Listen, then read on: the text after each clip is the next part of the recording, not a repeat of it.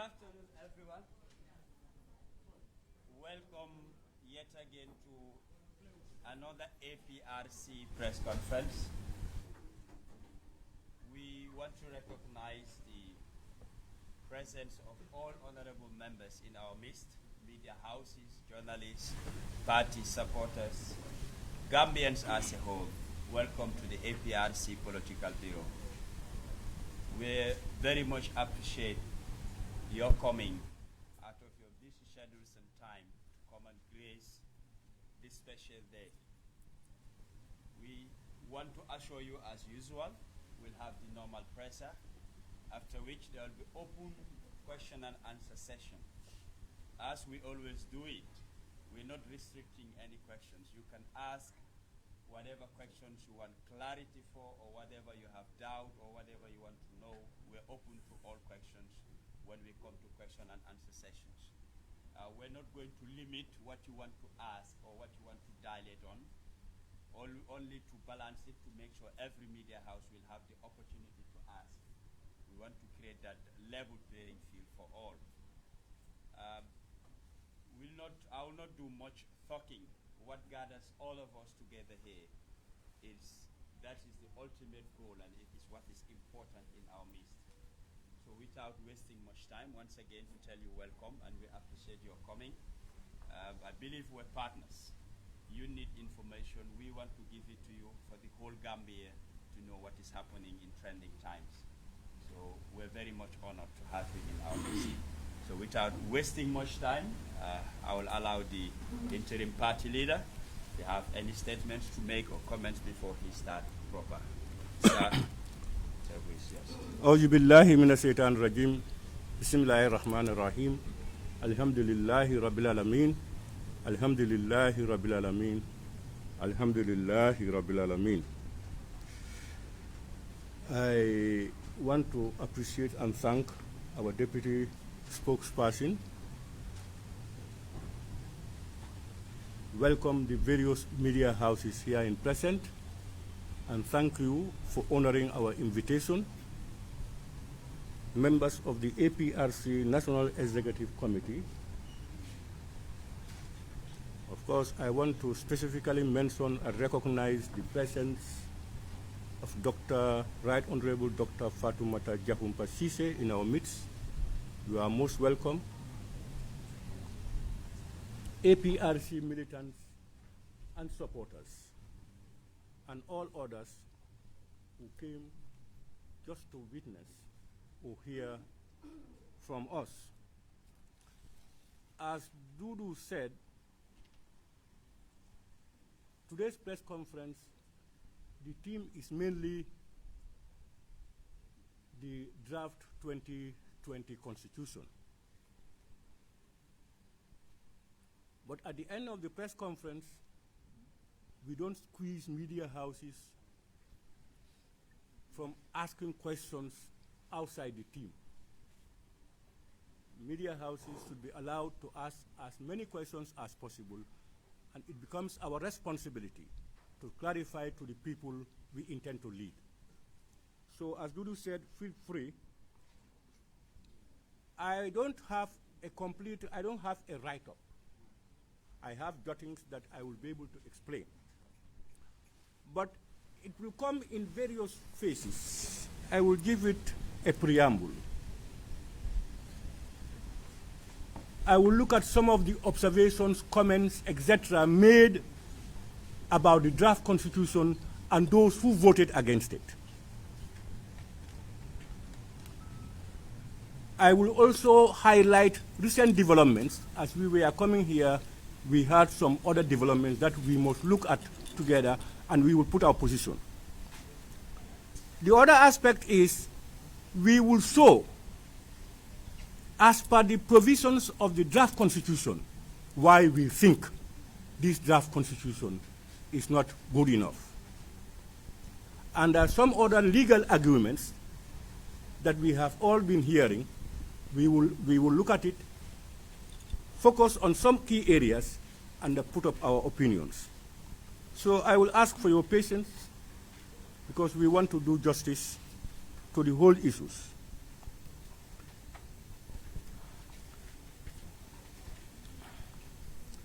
We are today at a momentous period for our country. Is almost at an age. We are at crossroads. And unfortunately, it is difficult to see light that would lead us to peace, progress, and prosperity. Our present predicaments, we must agree, is as a result of the collective failure of the entire coalition leadership, who allowed their personal ambitions and greed to override the interests of the Gambian people. When the coalition came to power,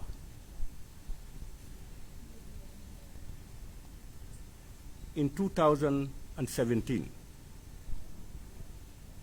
it was almost a UDP government.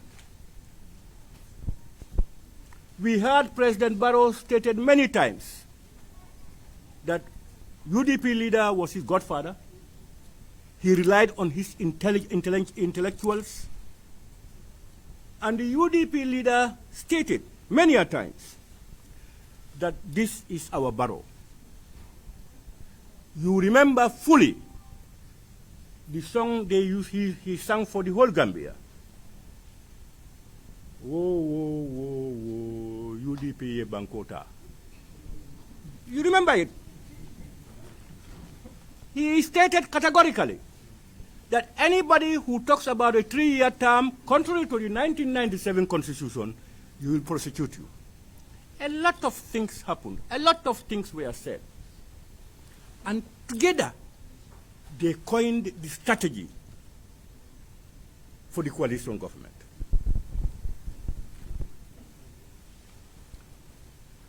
But, as I said, during that period, we witnessed illegal actions of the coalition perpetrated to APRC and APRC militants purely and solely out of the urge for vengeance and are full of sentiments. We witnessed the death of Haruna Jatta, and many others died. We also witnessed the Kamfenda incident, when the coalition supporters at Kamfenda on their way back from independence celebrations had a clash with some fruit sellers at Kamfenda Junction. They came down their buses and there was a fracas. What we had expected then was the fracas, when the police come, is to take all the culprits, find out, and then charge whoever they want to charge. But they came, facilitated the coalition people to move, continue, and arrested not only the few who were at the police stop, but over 50-something people from all over the town, from elders, pregnant women, school children, etc., etc. We witnessed all here. It all happened here. Hitherto, that would have warranted a demonstration, a very strong demonstration that may be violent. But APRC, as an opposition with a difference, we cooled down. We also witnessed the Journey Commission, the creation of the Journey Commission and the TRRC. And of course, the illegal sales of Jammeh's personal properties, his cattle, etc. We witnessed it. Even before the commencement of the Ghana Commission. But with all this, Allah subhanahu wa ta'ala, within a short period, the coalition disintegrated. No more our Barrow, but Barrow is the evil. We all witnessed it. So it should be very clear now to all genuine Gambians that most leaders of the coalition, as per their deeds and utterances, were blinded by their sentiments, emotions, and the unrelenting urge for vengeance. These are not the qualities for leaders. Good leaders must rise above sentiments, emotions, and the urge for vengeance. Good leaders, through strategic thinking, carve out a roadmap that ensures reconciliation, reparations, social justice, and above all, a program to ensure the socio-economic advancement of its citizens.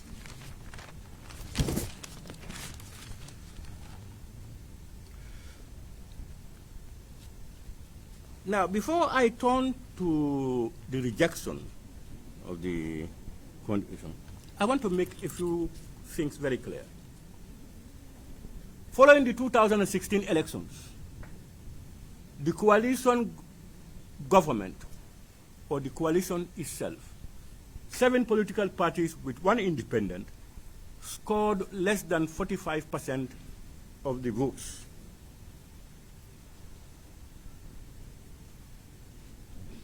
And therefore, the vast majority of Gambians are not in support of the coalition. It's a minority government. Let's then make that very clear. They became leaders because it is legally provided for in the 1997 Constitution. I want to state categorically, for the 20 years of the APRC rule under President Yahya Jammeh, we had never once formed a minority government in this country. We were always 50% plus 1 at all times. So they benefited from a minority government, meaning the vast majority of Gambians don't accept them. And the greatest challenge we had, especially about the drafting of the 2020 Constitution, is the fact that the UDP leader, and of course the GMC leaders, and some others, believe that the 1997 Constitution is a Yahya Jammeh Constitution, is owned by him, and therefore don't pass. And then it became the supreme law of the Gambia. How do you ascribe that to individuals? This will make you understand why I said sentiments and emotions. And it must be clear that the achievements, the positive achievements of APRC and Babili Mansa in this country is written in indelible ink in the political history of the Gambia. It can never be erased. Nobody can erase it. Just to mention a few. I used to say this. Prior to 1994, no government high school in the Gambia built by taxpayers' money. For 30 years of PPP, all the high schools you will name were not built by government. They send their kids to these religious institutions and some other private senior secondary schools. From there, they are given scholarships and they go and read. Whilst we, the sons of farmers, as intelligent as you may be, you can only aspire to a secondary 4 or a high school if you are lucky. Limited spaces. There were only 13 high schools in 1994 in this country. 13. Most of them centered here. We had about 6 in Banjul and KMC, 3 in West Coast region, 1 in LRR, none in North Bank, 1 in CRR, and 1, of course, in URR. For 30 years post-independence, Yaya Jammeh and the APRC government built over 120-something high schools in this country. Is that not a legacy? Our provincial people no longer come in here to congest the cities, giving families problems of accommodation.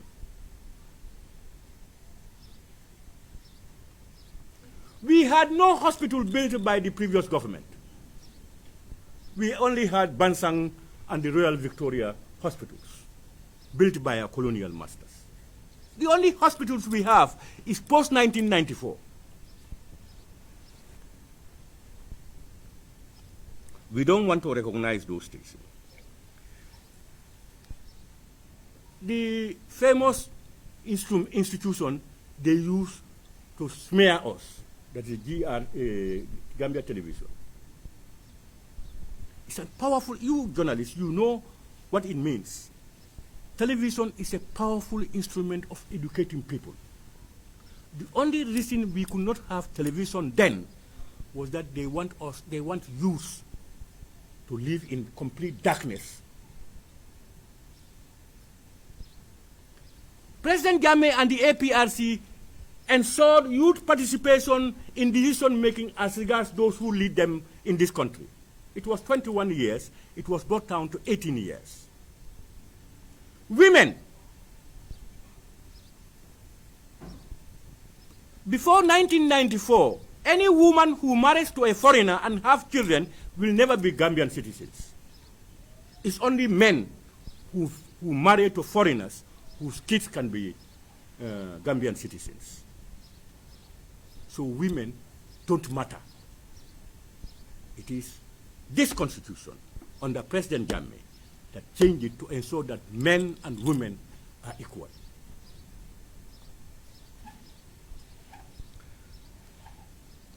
I can name a lot. In our North Bank, Ba Nyajao, that's what we used to call it, we never had one macadamized road throughout colonial period up to 30 years of PPP rule. Today, we can boast to say that from Bara to Kerewan to Farafenye to Lamenkoto up to Pasamas is as a result of President Jammeh and the APRC. And President Jammeh does not come from that area. Rural electrification. Up to today, the second phase of rural electrification is the project of the APRC, funded and started. They are only continuing with it. I can name a lot more. So we have a legacy that cannot be erased by anybody, whether you like it or not.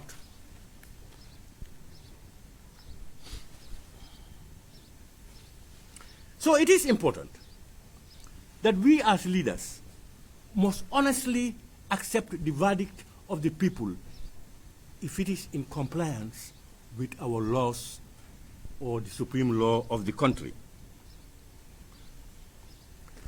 I want at this juncture to salute the heroic and gallant National Assembly members who voted down this draft 2020 Constitution. You will be, I will assure you, you will be on the right side of history. Let's recall it. I have just coming, when I was coming here, just saw a letter from the so-called Victim Center. It disturbed me and made me think, where are we going? I want you all Yes. I want you all, I want to read this and dissect it. Because it looks like the very limited people who call themselves victims believe that they are more powerful than the Gambian population. Very ironical that the legal verdict of the people cannot be respected, and they want to send letters to the UN and a lot of other institutions, making allegations that cannot be substantiated. They don't know that we are now aware why the UN was involved during the impasse. The illegal machinations of Senegalese diplomats in connivance with misinformation, and some of our own diplomats misinformed the United Nations. But time would prove us right. I want to beg your pardon. Concerns of the Gambian Center for Victims of Human Rights Violations on the rejection of the draft constitution by the National Assembly members. On behalf of all victims of human rights violations perpetrated during the 22 years of the dictatorship of the Yahya Jammeh regime, we wish to express our concern on the rejection of the new draft constitution by members of the National Assembly on the 22nd of September 2020. For your information, the new government of His Excellency Adama Barrow, upon taking over from Yahya Jammeh in 2017, instituted a series of things. All right, I will just pass that. The draft constitution was developed through a 2-year participatory process in consultation with all stakeholders, including the general public. The first draft was shared with all stakeholders, and a final draft was sent to the President for consideration and gazetting, after which the bill was promulgated and sent to Parliament. It was highly envisaged that the draft constitution was going to be passed by the National Assembly and sent to the Independent Electoral Commission for a national referendum for Gambians to decide. Unfortunately, the promulgation bill failed to attain the required 2/3 majority votes in the National Assembly of the Gambia to send it to this state. The supporters of President Barrow at the National Assembly, who did not want the term limit imposed in the draft constitution to apply to his current term and the National Assembly. Assembly members from the APRC party, Jammeh's party, joined hands to block the progressive draft constitution, which was going to usher in the Gambia, into a new democracy. First of all, for it to pass, it's not 2/3, it's 3/4 of the members of the National Assembly. He doesn't know. This draft constitution cannot be passed anywhere, even if it goes for 1,000 referendum. It will not be passed. And I will prove to you why this thing is bad. Why I'm reading this is, you can see how these people, these so-called victims, some of them for their own behaviors, and they have other victims prior to them that they are not concerned with, who believe now that they can take the state, they can hold the state at ransom. They believe nothing. The Constitution provides for National Assembly members to decide for this. They have decided. You are saying that that is not correct. There's no do that. But when the Constitution provides that with less than 50% of the votes you can become leaders, you accepted that. That warranted a change of government. And of course, we all know the misdeeds of the IEC.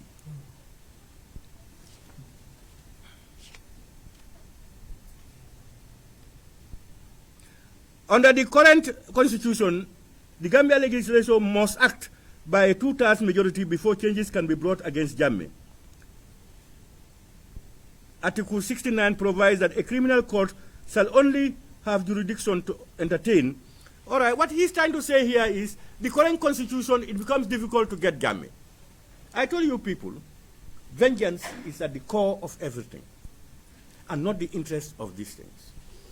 This 1997 constitution they said there were about 50-something amendments. But none of the entrenched clauses were amended, because we have never taken this constitution or amendment clause to the people for a referendum.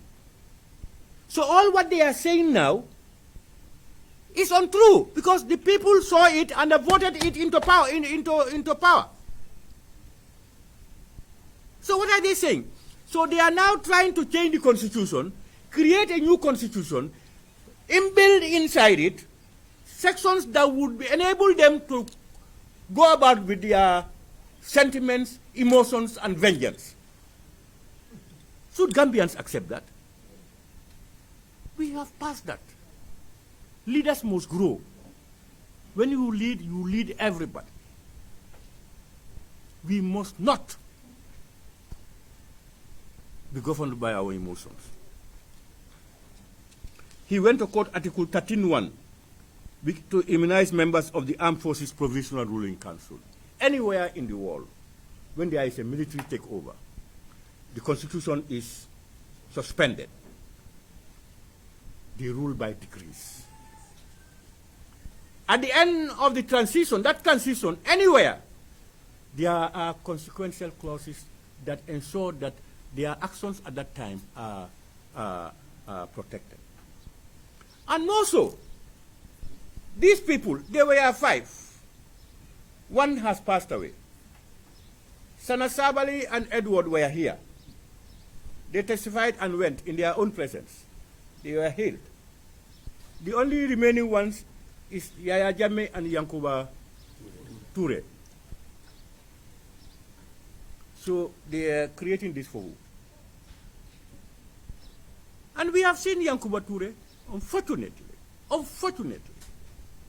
because of the ill will of former Attorney General Batambedu. This young man is languishing at mile 2. When those who confessed to murder are roaming our streets or are gone away.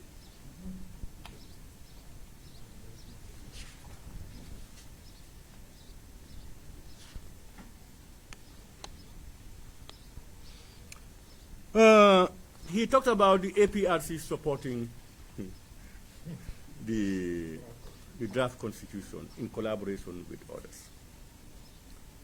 We have been consistent throughout these difficult times. Journalists, I will tell you this. You find us wanting.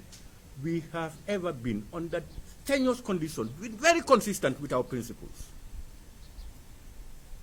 We are unlike others, which I will come to. When you journalists asked about the communique from the EU, US Embassy, British High Commission, and German Embassy, urging NAMS to vote for the draft constitution. When you asked opposition leaders, you heard them. You know, they are our partners. They give us, they support us. They do A, B, and C, and D. Is that the issue? Only Gambians have the mandate to decide for Gambians. We believe in bilateralism and multilateralism. We have no objections. And we believe that we must go by agreements or treaties we sign. But these agreements between nations must be based on mutual respect for each other's independence and sovereignty. When there was Brexit, did we ask Britain not to go out, or the EU not to accept it? We dare do that? No. I will say it here, what our position is. I will let you know. So this is the letter. I don't know, I don't want to waste your times on these things.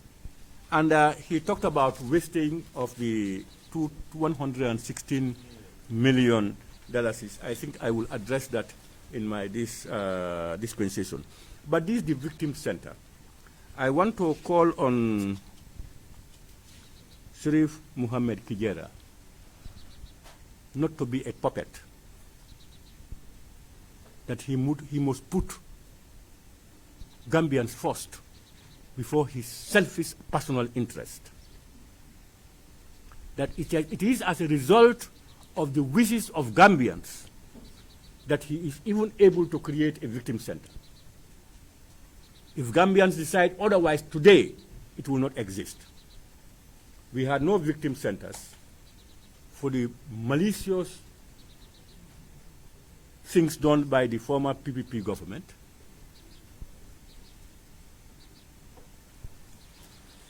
I just go by that.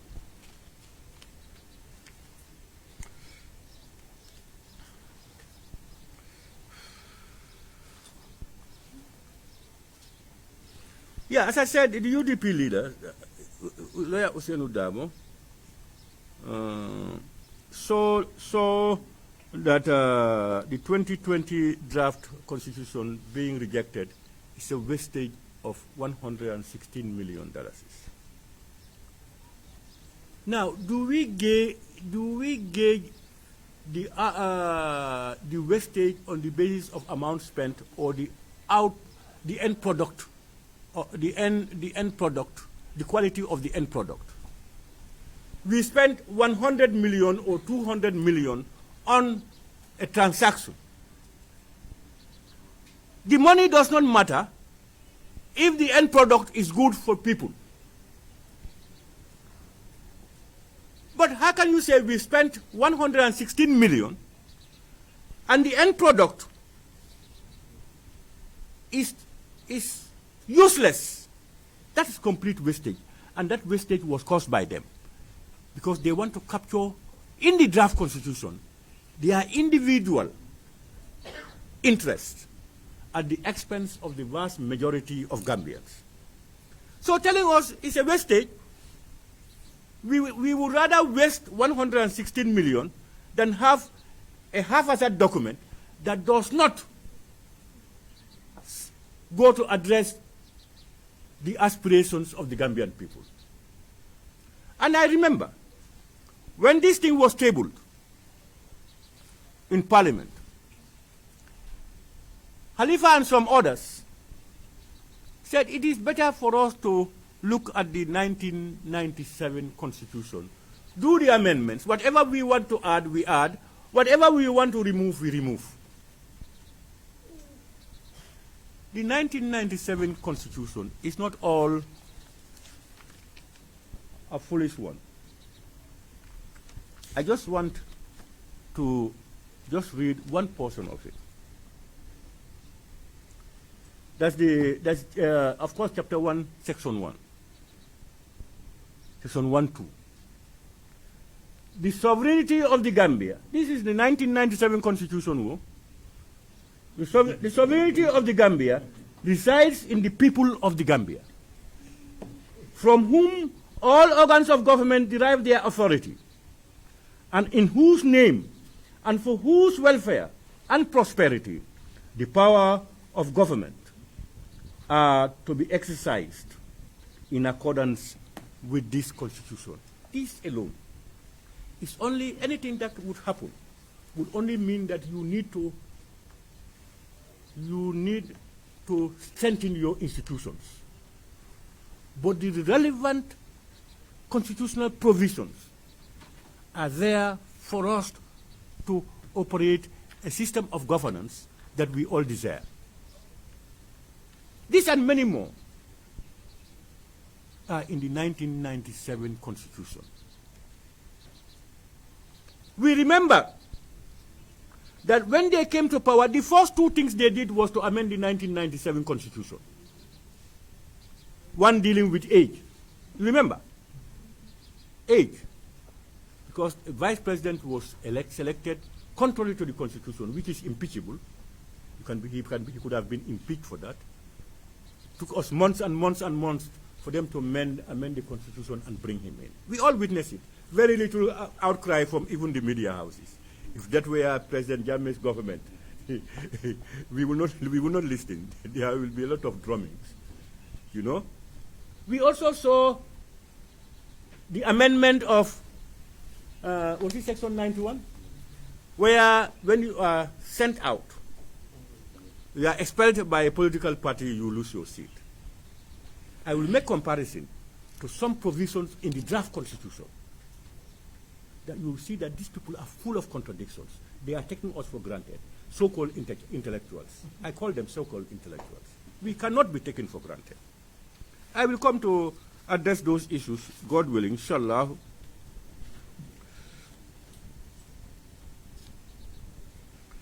Now, I said, I just capture something that I want you people to listen to. Let me, at this juncture, state categorically that the Alliance for Patriotic Reorientation and Construction, APRC, strongly condemns the joint communique by the European delegation, the US Embassy, the British High Commission, and the German Embassy, urging the National Assembly members to vote the draft bill on the revised 2020 draft constitution. This action for us is interference in our domestic affairs. Gambians, and only Gambians, have a say in who governs them as per our laws. We believe in bilateral and multilateralism based on the recognition of each other's independence and sovereignty. While we acknowledge and appreciate their various assistance, that cannot and should not be a warrant to interfere our internal affairs.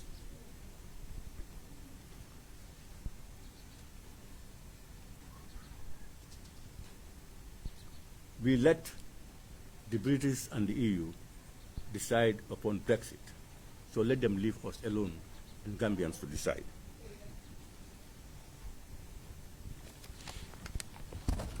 When you ask the GMC and the UDP leader, their responses were aware. Should we entrust our responsibility to people who can mortgage our countries because of money? Since independence, we have had assistance from the West. Since independence. Are we better off now with all the so-called aids? No! Africa is the breadbasket of the West. Never believe that whatever they do for us, if it is 1, they are getting 10, minimum. It's their interest they protect. That's why African leaders can never be unified. And that's why the cream of African leaders are mostly eliminated by the mercenaries of United States of America and the West. We've lost good African leaders. They were given a lot of labels. Dance to their tune, do whatever you want. You are a democratic leader. Say no to them, service your people, you are a dictator. When shall we stop as Africans and look at ourselves, especially the new folk coming on board? This will not be our solution.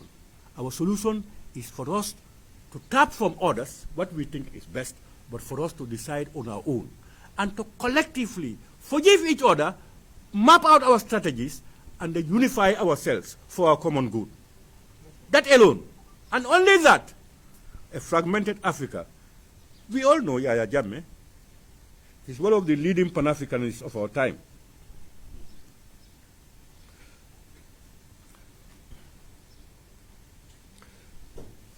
We also witnessed arguments by legal minds, including my Fati and some others, that the 1997 Constitution does not provide for its repeal.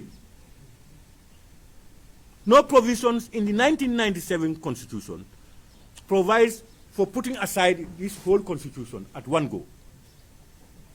And that the only thing you can do is to amend whatever you want to change, provision by provision.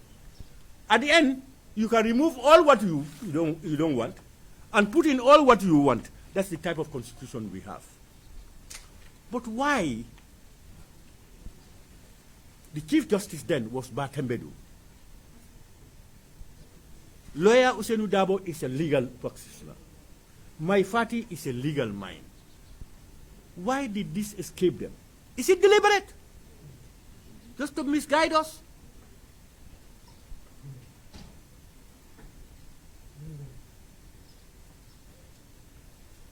Then if we go by that dictum, then it means it will be unconstitutional and illegal to table a bill in Parliament for the repeal of this constitution.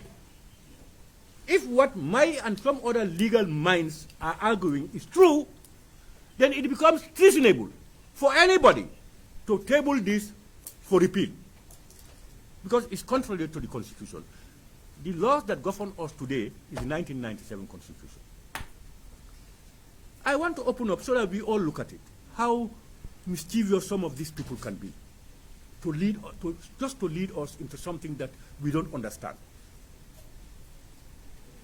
If I looked at the provision, section 226, I seem to agree that there are no legal provisions here. What the drafters of this constitution envisaged was, this is going to stay in part. The fundamentals are going to be there, but people will have a right to put in and remove those that they don't want and add those that they want.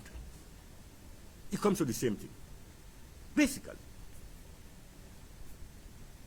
If that is so, then we begin to ask why the famous Batambedu brought about this draft constitutional review commission. And if you remember, in Lawyer Darboe's press conference, he ridiculed the current Attorney General and lamented the absence of Batambedu. Let's read in between lines.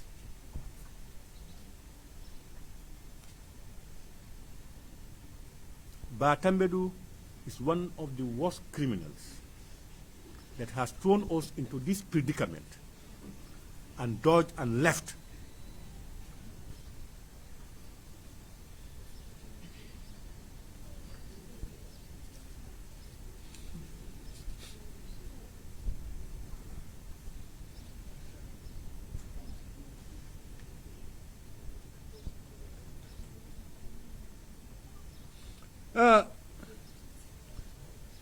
The greatest concern of most of these coalition leaders is that they don't want to see anything Jammeh.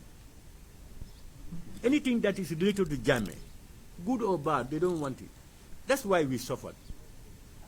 They went all out to make sure that APRC, we are buried alive. I'm telling you, we are not saying we are going back to government, but inshallah we will survive and live. God will protect us.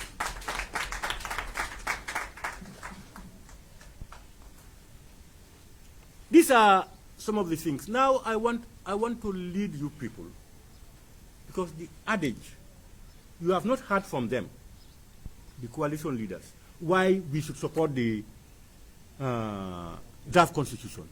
It's good. Is that what are there that made it good? They will not tell you. They are legal minds. They just want to play with our minds to make us believe that everything in that document is good. I will show you sections that if they had this draft constitution been passed, it will bring constitutional crisis in this country.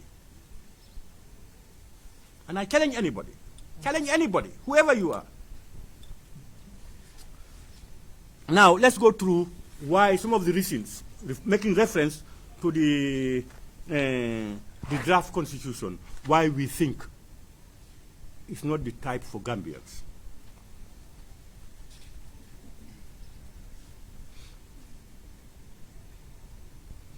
If you look at section 1151, this talks about the appointment of ministers. It says, the president shall nominate and appoint A, such number of ministers not exceeding 20 to assist with the running of the affairs of state. In a constitution, they decried why the APRC made some amendments. You don't put 20 in a document like this for cabinet portfolios. We can just pass this as until you go back to the constitution, you amend it. This is why if we leave this constitution, we will have made thousands of amendments within 1 year. A lot of clauses, unnecessary clauses, are entrenched. You have to be going to referendum. You entrench fundamental principles that will stand the test of time. So one reason, this simple reason, 20 cabinet ministerial positions. If you want to change it, you must go and amend the constitution.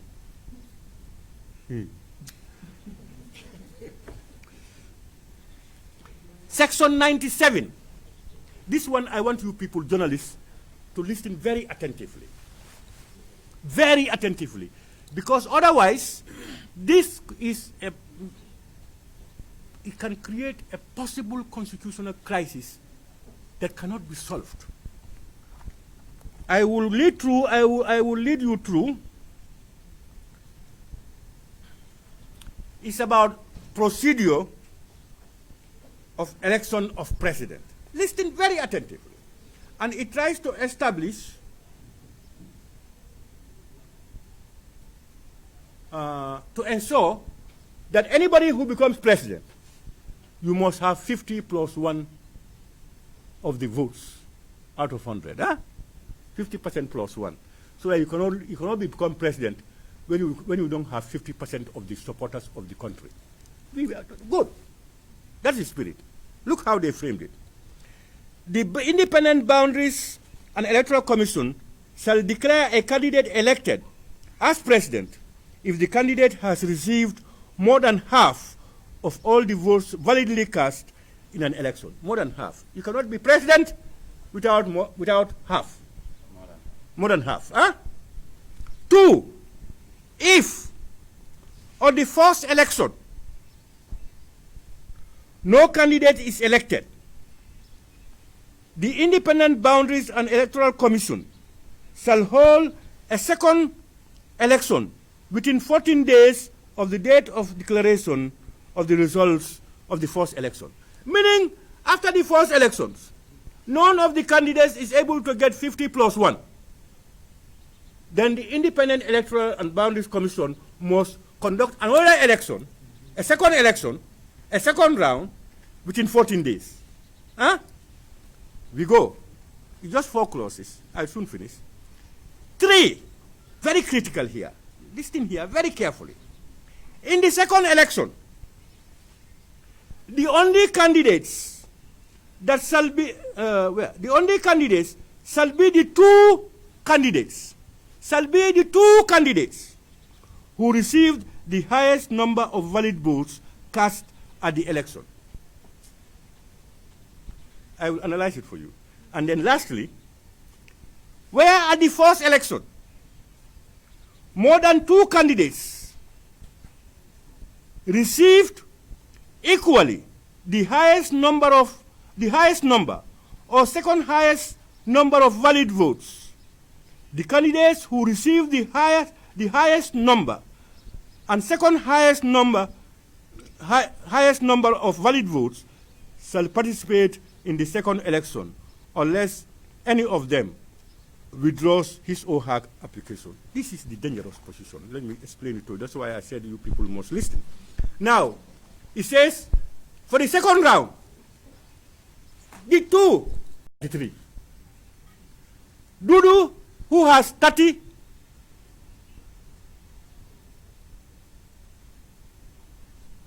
I said you have how much? 30. You had 30 before. Now I have 33, you have 32. That's how much? 65. And Alai Sen has 35. Let me change my statistics for you to understand a little bit. I said 36, 35. Instead of 35, it should be 36. I had 36, 30, 30, 96. plus 3, 99 plus 1. Huh? And 2 of us are going, 36. Now the second round, I have 33. Dudu has 32. And Lai has 35. By the second round, it means Lai Sen becomes president with 35. Because that's why it ended. You have denied me president with 36 people. That is percent. Yeah, well, 36 people. The percentage represents people. 36% you denied me because I've not got 50. He came with 35, less than mine, and no 50. You said he can be president. And the spirit of the Constitution is that nobody becomes president until you have 50 plus 1. So unless we amend this section, if you remember, when I was majority leader in Parliament, we made an amendment. Before, this clause was in the Constitution. It was brought for amendment. And the Khalifa, I will call his name, and others said we were amending because we are afraid that we will not get 50%. Go to records in Parliament. And when I took the floor, I challenged the Khalifa and asked him, gave him the opportunity for us to debate. It was my right to allow him for us to debate. When I'm talking, he's not talk, but I can allow him for us to debate. And he declined. Because he knew that he was wrong. He was only speaking to the people. It was going to create a constitutional crisis, a problem.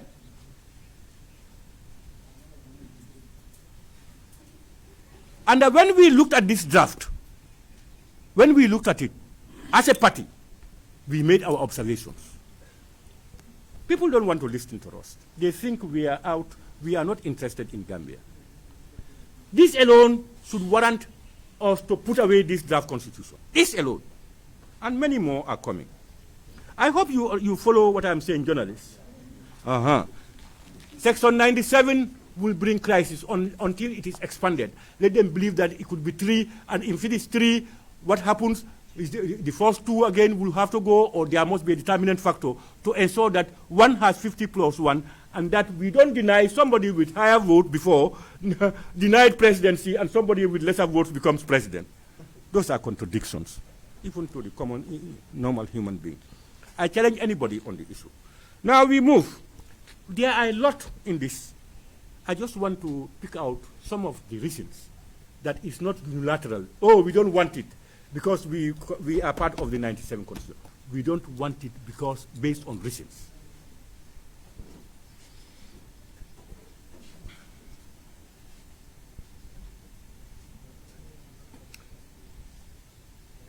This other one, I just noted it down so that journalists will do their research and come out and advise.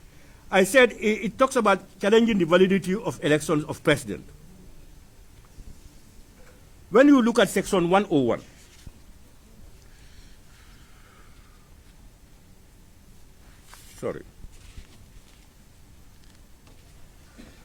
section 101. Yeah, of the draft. I'm only dealing with the draft.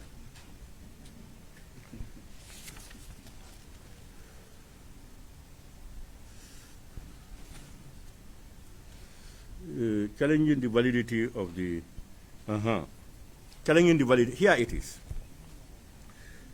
I asked the question, after I read this, I said, where is the question? I said, who serves as president when the Supreme Court determines the election to be invalid? Here it says, the validity of election. It said, a registered political party or an independent candidate who had participated in the elections for president may apply to the Supreme Court for any irregularities. B, the Supreme Court shall within 14 days after the filing of such a petition, or if more than one petition has been filed, within 14 days after the date of the last petition filed, hear and determine the petition. Wow. 3, subject to subsection 4, which I'm coming to, the filing of a petition under subsection 1 shall not be a bar for the swearing in of a winner of an election as president. You know, if you look at this, this is as a result of the impasse. The impasse. I'm coming to it. Now, 4, it says, if the Supreme Court determines that the election for president is invalid, the Independent Boundaries and Electoral Commission shall conduct fresh elections for president within 90 days after the determination. Now, here we are. We have voted in Barrow, for instance. He's president. Comes his term ends. Now, election petitions were filed. What they are saying is, if it is Fabakary, APRC that has filed and the Supreme Court, and for instance, Barrow petitioned or other political parties petitioned, and but I was the winner in the elections before they are petitioning. What they are saying is, when it's time, I will be sworn in. Barrow would go out.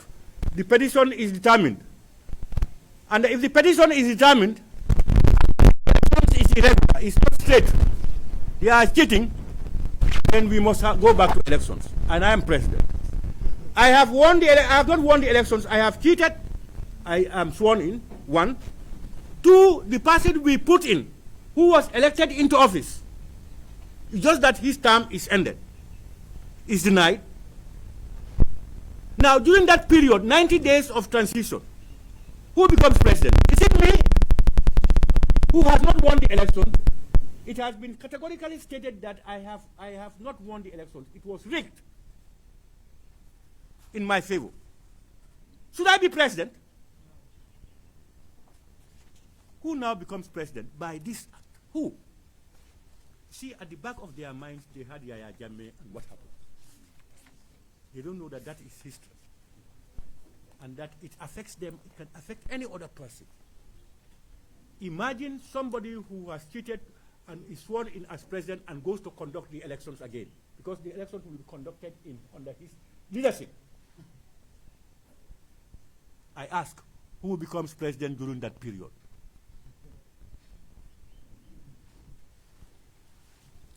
I'll give you some very interesting things.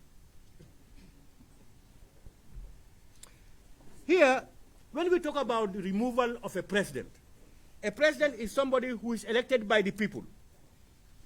If you are to remove him by impeachment, by parliament, people's representatives, we must be very careful.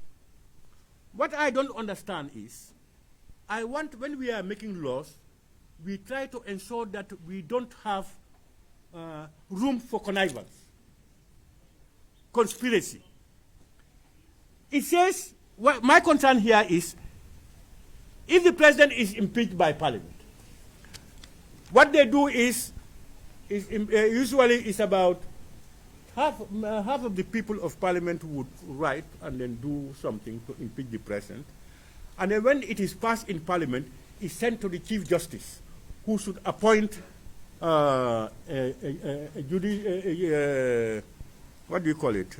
judicial committee to look into the allegations.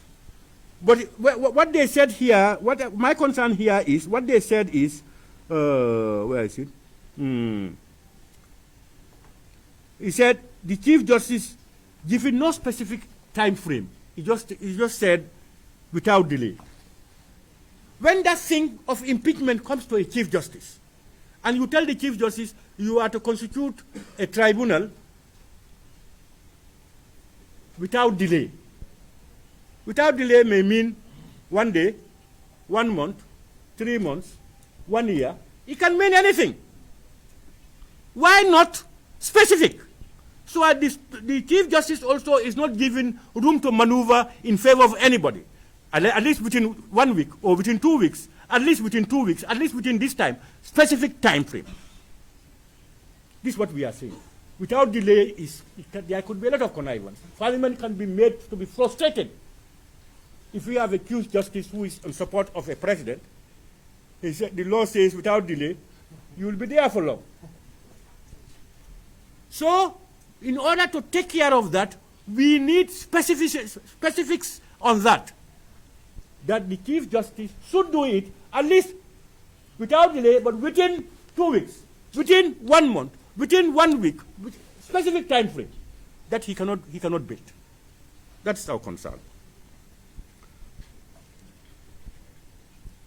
And there, the tribunal's decision, if the tribunal decides otherwise, let's say, for instance, if the tribunal and the constituted by the Chief Justice says, no, the president is not guilty, Parliament cannot do anything, he only goes back to work. Tribunal, a tribunal of 3 people against people represented. And there is no other room for Parliament to petition the Supreme Court. It ends there. Why do we allow individual non-elected representatives who are human beings like us to determine things of great importance? There should be room for Parliament to engage in another thing to make sure that the right thing is done. But it closes it off. And when they say, for instance, that the president is impeached, Parliament cannot just go about it. They will have to go again and vote, debate and vote. And there, two-thirds again must say again, hey, even if he found one thing. So these are, for me, I don't know what is happening. These are, for me, things that we must look into, especially as we prepare new constitutions for the 21st century.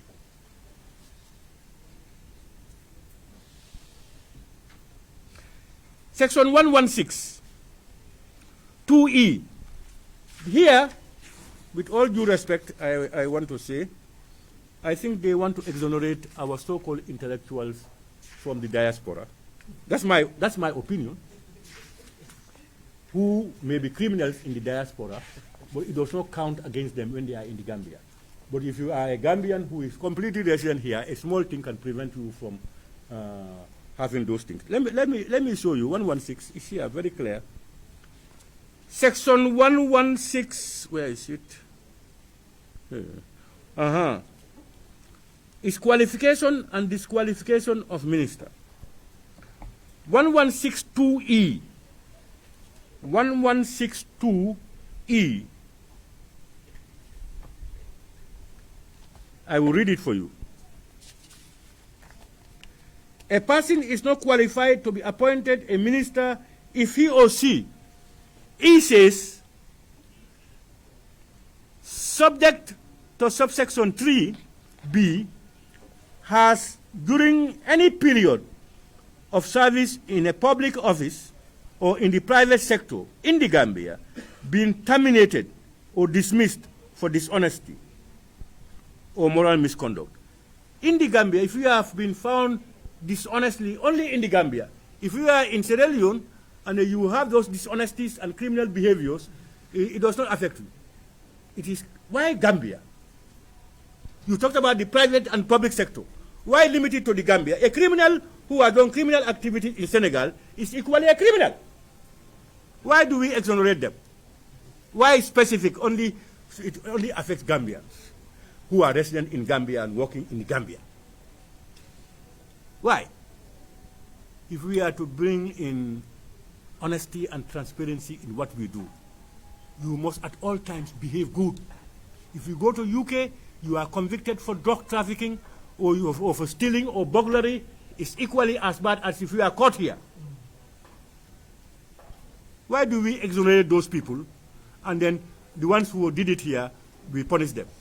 That's already have the records. Yes, yes, that's why I said I want to believe that some of them want to exonerate themselves. That's my opinion. I reserve it.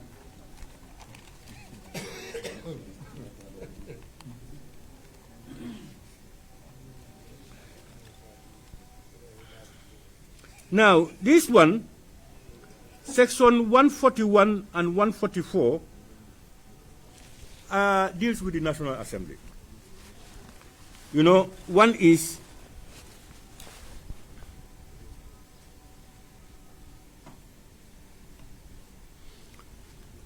vacancy in the office of a member of the National Assembly. That's 141. Let's look at it together. I have concerns 141 and 144. I will make the comparisons for you. 141 and 144. Bear with us. We don't want people to believe that we did what we did just because we want to do it. 141, 1B, 1H and I. 141, 1H and I. H and I, okay.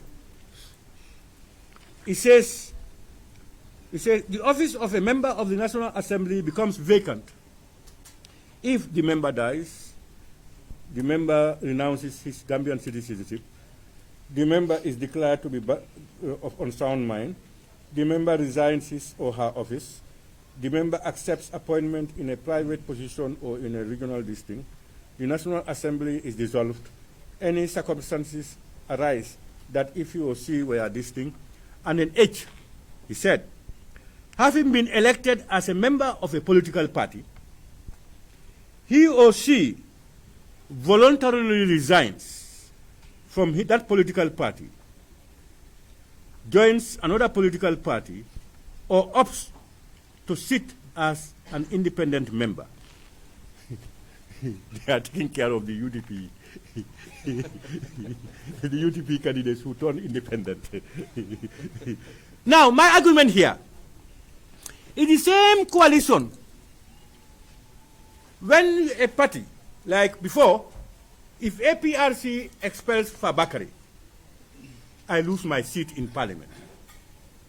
Our agreement then was, I campaigned on the ticket of the APRC, on the manifesto and programs of the APRC, and are funded by the APRC. Those are the things I sold to the people, and they voted for me. If I decide not to be in that party, or that party sends me out, they should go for somebody, we should go for an election, so that I can contest on whatever I want to participate, or they can bring somebody with the same programs and different programs, and they vote. Here, the issue here is, what should be noted, however, is that no party has a right to expel a member for doing right. It is only when you go contrary to the laws of the party, which must not be in contravention of the Constitution. Any law that is in contravention is null and void. You cannot, Honorable Sen cannot go and, let's say, talk about his electorates or petition government for what his people told him, and then he is expelled for that, for instance. No, he represents them. So that one can be challenged and that expulsion can be nullified. But if you are denying that, and now you are saying that I have now resigned from APRC, the same way, and decide to join or be an independent, you say I lose my seat. Look at the contradictions for me. When this one is no good, this one is good, because this one affected them. Remember, the same people who removed that clause, immediately they removed the clause, it came back to haunt them. They now wished that that clause was there, so that they could have expelled these people to lose their seats. And they were struggling to ensure that. You see, here they put it in the Constitution. Listen to it very carefully. Recall. And I will ask you my questions. Where is it? Section 144.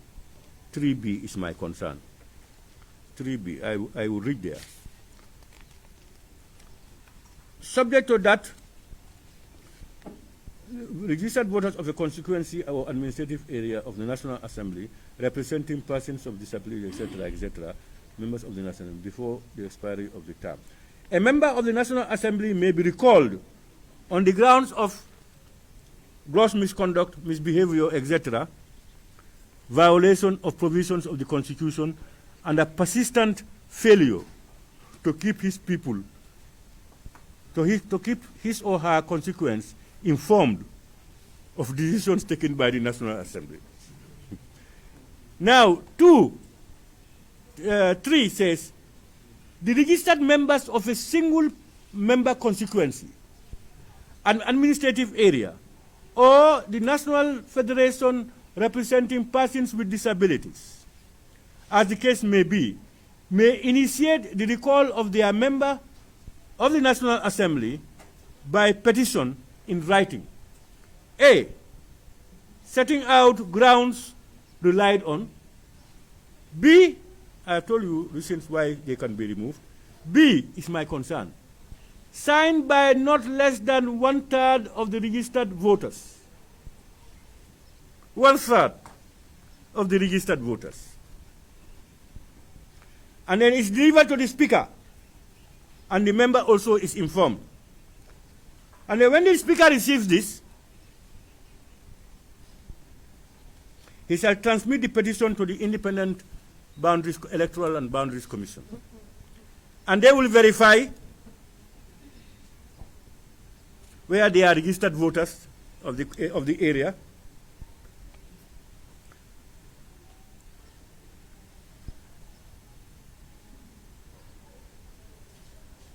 That the requirements of this section for removal, IEC, will determine it, and they provide a report to the speaker again.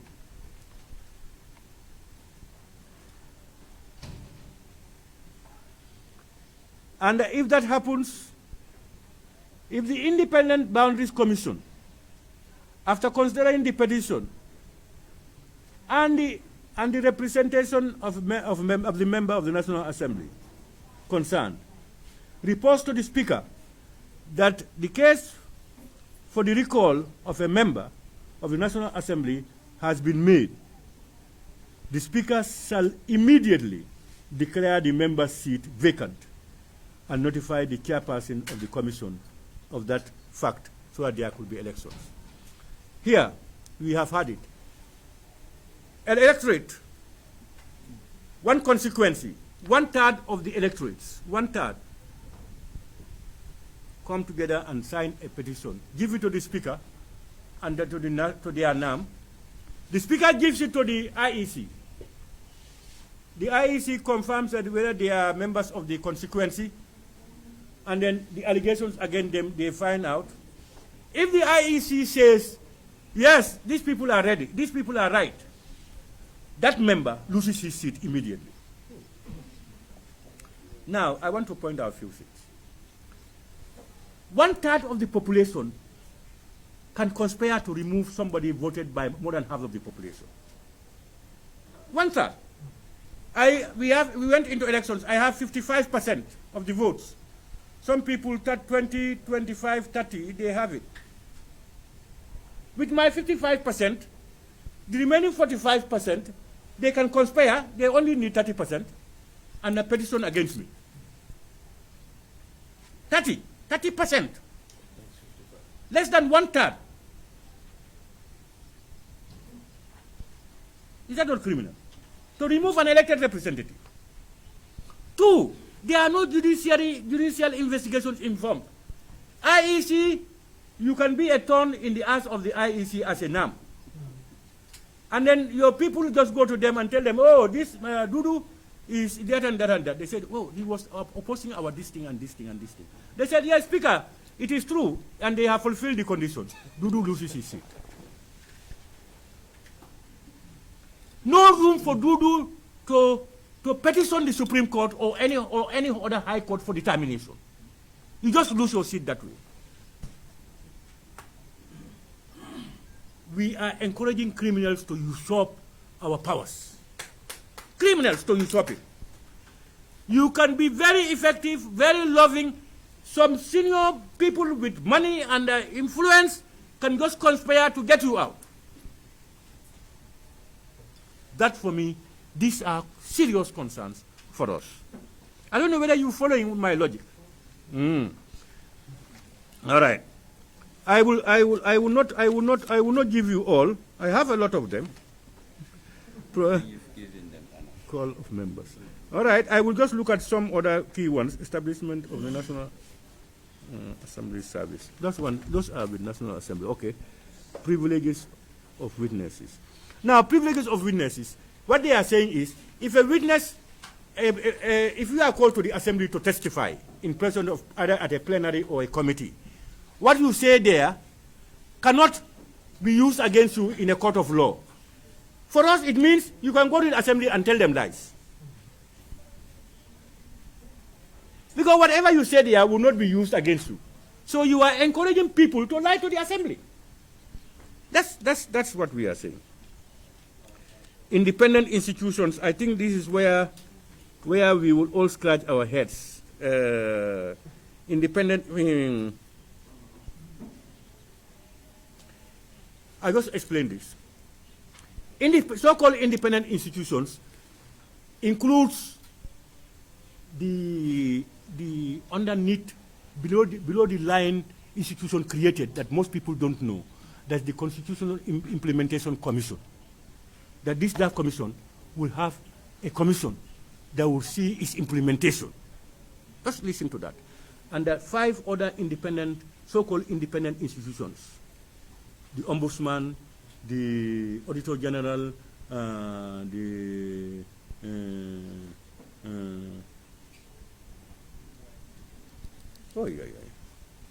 getting old now. Anyway, 5 other independent institutions. It includes this one. My concern is, they are saying that their finance budget, when it comes to Parliament, Parliament cannot reduce it.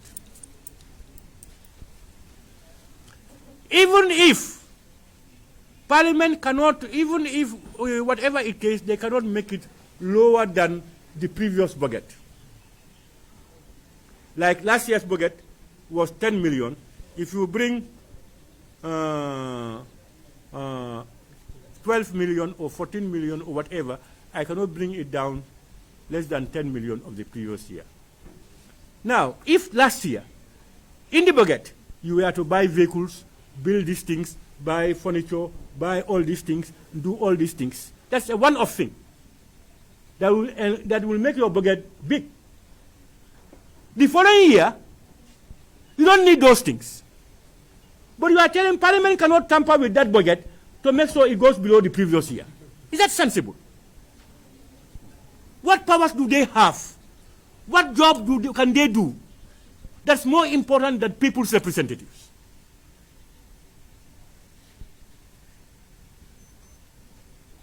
And the worst thing under this chapter, I will deal with I have only one, I will finish this one and make my closing remarks. The worst thing is when I went to the consequential and transitional clauses, I found it kept underneath on section 18. I will read it for you. And let's all look at it. It's on section 18. Where is it? Where?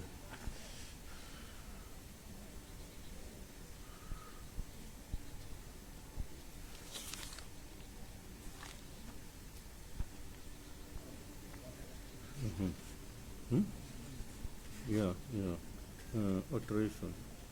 No, it's here. Schedule 1. Transitional, 18. Section 18. Am I right? Section 18. Now, I have only...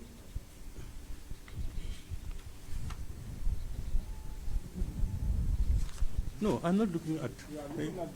You are looking at the old one. That one is 97. Leave it on now. I'm sorry. The new one, draft, please. Yes. That's why my time was being wasted. I was looking at the 97.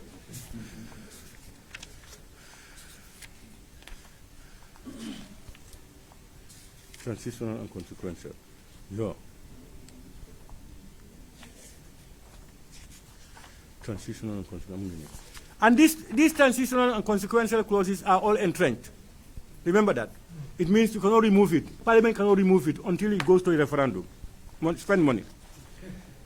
Section 18. I have only 2 more. Just bear with me, and I make my closing remarks. Section 18 talks about Commission for the Implementation of the Constitution. is entrenched. What is here cannot be altered until you go to a referendum, not by parliament. But the funniest thing, their powers is comprised of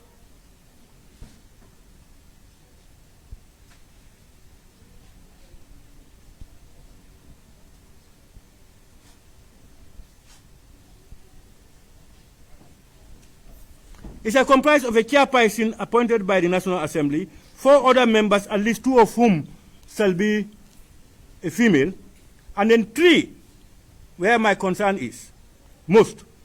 The chairperson and other members of the commission shall be persons of high discipline who are qualified in public relations. And it says B, at least 2 of whom have served on the Constitutional Review Commission established by an act of parliament. You are now telling us for you to be a member of the commission, at least 2. No, but what is it a birthright? Are they the only qualified people? Are they the only qualified lawyers or legal minds? They said at least 2 of them must be there. And they have given themselves. I will read you that provision. The provisions of Part 1 of Chapter 4 shall apply to the Commission to ensure its independence. And nobody can deal with them, nobody can manipulate them, nobody can do that, nobody can do that. It applies to them, and it's entrenched. Look, constitutional implementation, I made references to sections of the Constitution, their own Constitution. The mandate to ensure the implementation of the Constitution lies with the executive. That's why the president swears to defend and protect the Constitution. Who are you people nominated? You cannot be accountable to anybody. A few unknown people. If you want power, go and present yourself to the people. You cannot go by the back door. The president is elected by the Gambian people. He devolves some of his powers to his cabinet ministers. If he wants, he can take it from you because he's held accountable.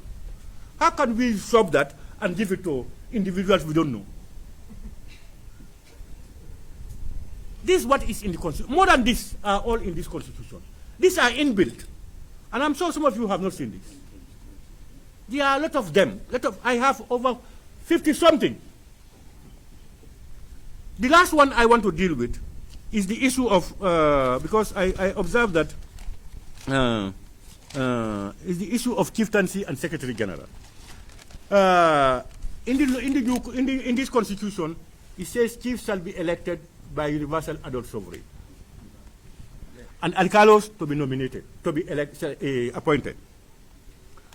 Nowhere in the world do you have people with judicial powers go into elections. Chiefs are they are the citadel of our norms and values, our tradition, the very fabric of our society. And they have judicial powers to exercise. They go to court. They hold court cases. You put a chief into elections, I campaign against the chief, and the chief wins. Tomorrow I am taken to his court.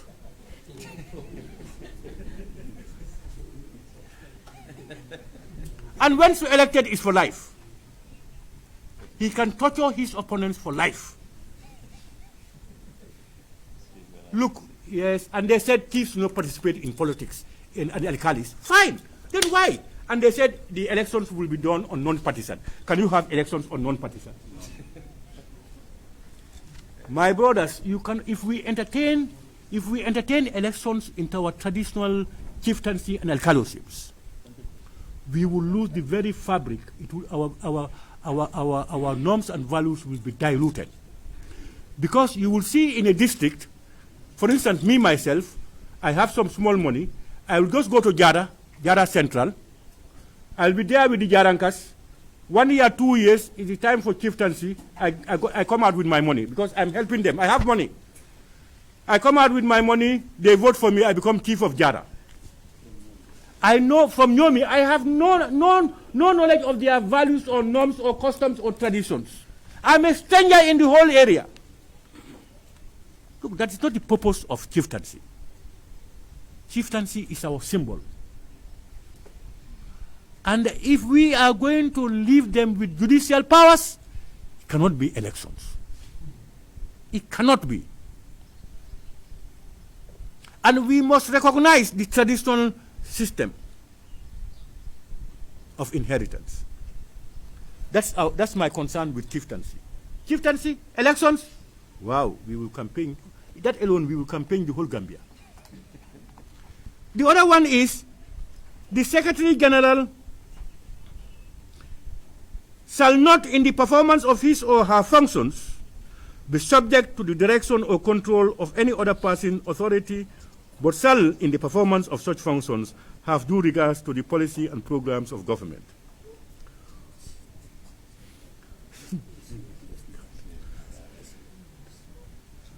Who is held accountable for the effective implementation of government programs and policies? I think it's the President. The Secretary General operates under the ambit of the President. These people have in their minds inculcated how to frustrate President Adama Barrow and what Yahya Jammeh did, not knowing that tomorrow it could be somebody else. A Secretary General, that the President cannot even give directives or command as regards government policies and programs.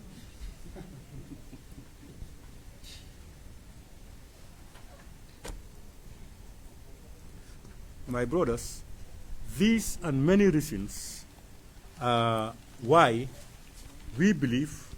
I have jumped a lot more. If I will give some of them to do in his programs with some of you. They will be able to enumerate some of those things, because there are a lot of other things within the judicial service where you give justice. If you are a judge or high court, if your salary, you retire with it and you get all the benefits.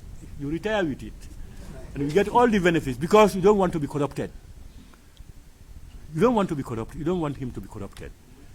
The soldier man who puts the security, who puts his life for our security, he can have small tokens, no problem. The people who generate revenue for us to spend, GRA and their district, they can have stipend. The medical doctor or hospital workers who put their lives at risk by treating patients, no problem with them. You can name them. You can name them.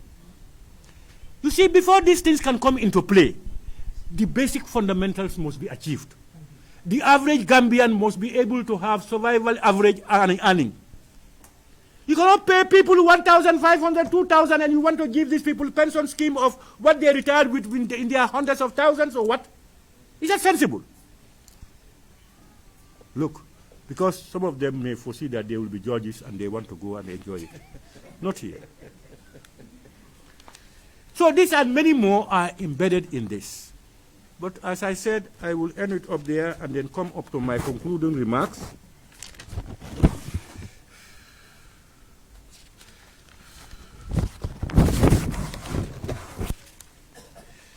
This one is this one is a statement to the President of the Republic, President Adama Barrow, that since the advent of COVID-19 and the introduction of regulations meant to prevent the spread of COVID-19 virus, most ordinary Gambians can hardly fulfill their obligations to their families.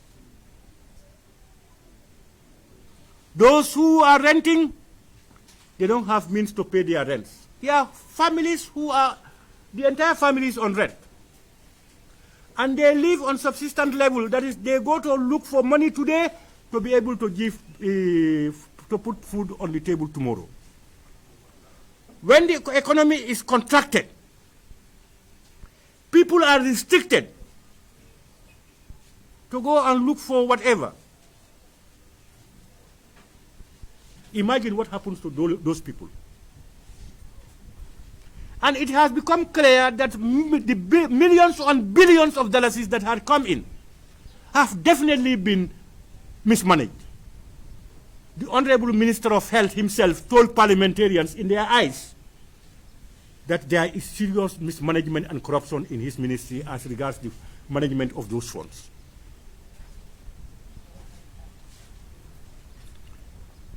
Gambians are at crossroads. In the interest of peace and stability, whatever other information he may receive, most ordinary Gambians are in despair. Some of them have almost lost their integrity when they sit with their families. Some have become civilized beggars in the streets. It becomes and behoves the President of the Republic as Commander-in-Chief and head of government to make sure he looks into the issue of most of these ordinary Gambians who can hardly meet the daily needs of their families because of their regulatory frameworks they put in place and the shrunken economy.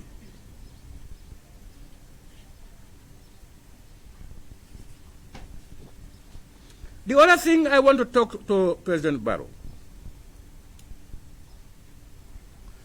President Barrow has sworn on the Quran to defend the independence, sovereignty of the country and the Constitution. But we have witnessed over the recent period very alarming incidences that are very disturbing to Gambians and particularly to us as APRC.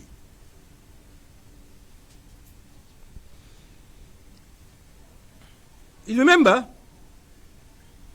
Senegalese security forces entered URR to arrest a Gambian, took him away to Senegal, prosecuted him and brought back in the Gambia.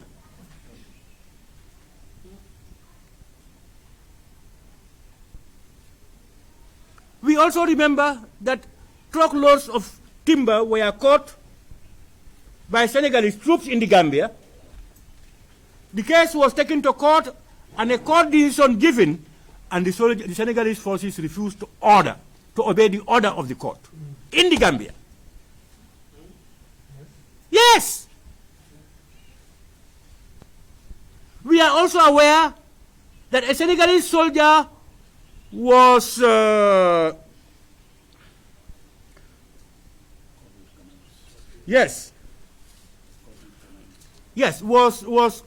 apprehended at the Trans-Gambia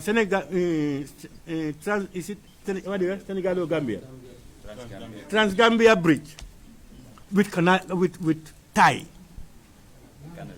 cannabis. Yes, he was held with the intervention of the Senegalese High Commissioner or Ambassador to the Gambia. The culprit was just handed over the Senegalese authorities for him to be prosecuted in Senegal.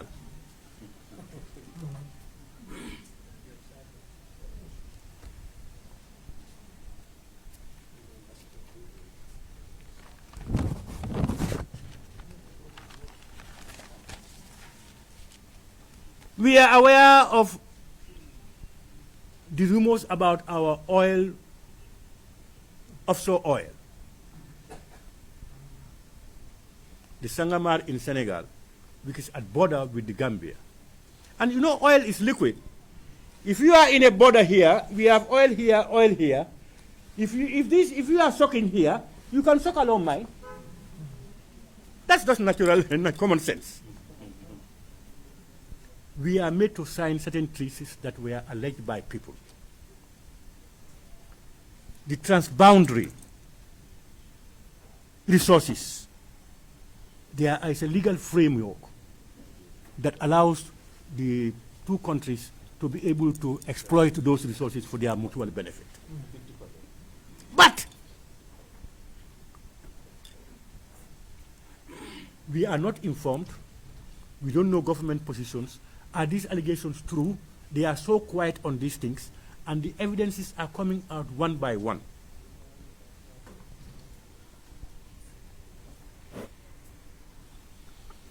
Whilst we believe that Gambia and Senegal are one people, two countries, our bilateral relations must be based on the mutual respect for the independence and sovereignty of each other.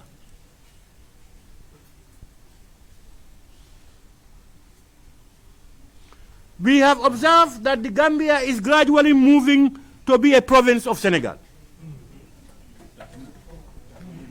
In the interest of peace and stability, I call upon His Excellency the President of the Republic of the Gambia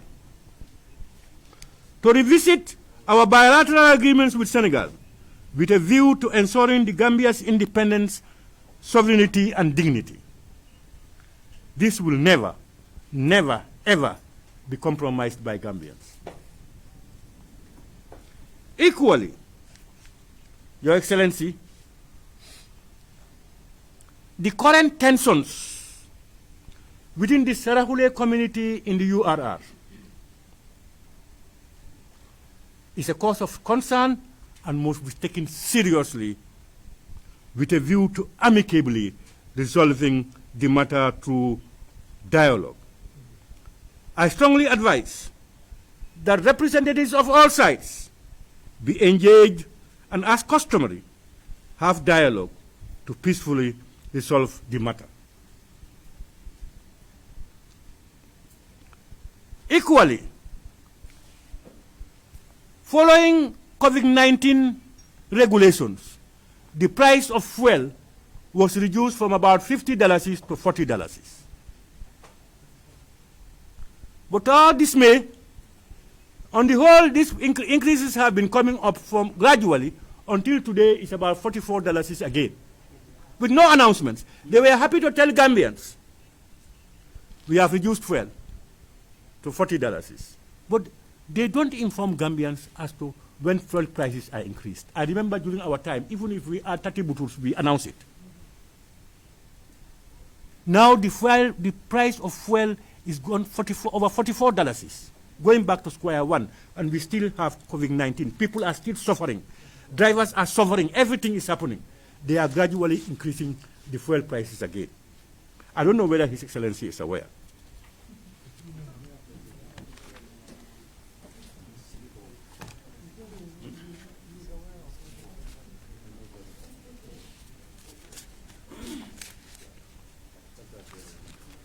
The other two things are a request from His Excellency Adama Barrow.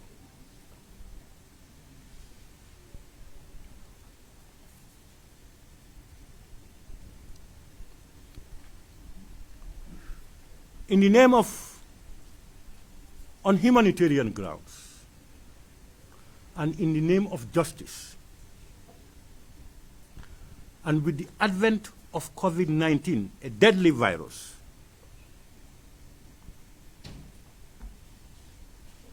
I hereby urge President Adama Barrow to release or to grant bail to the following people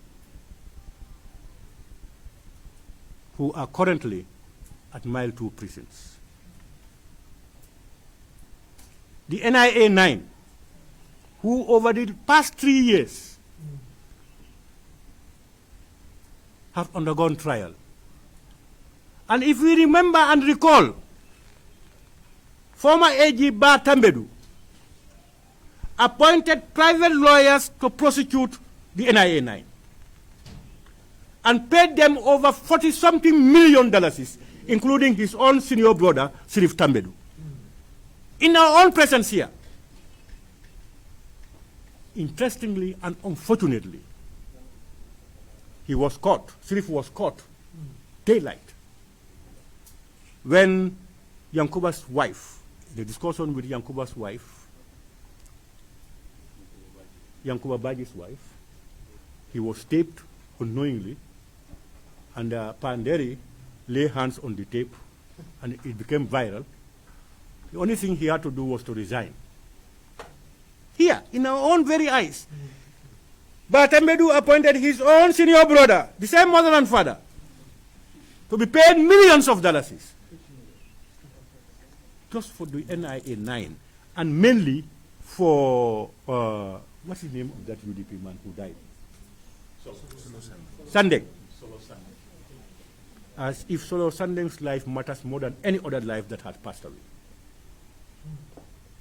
Haruna Jata, up to today, no report, nothing, much more commission of inquiry, much more prosecution.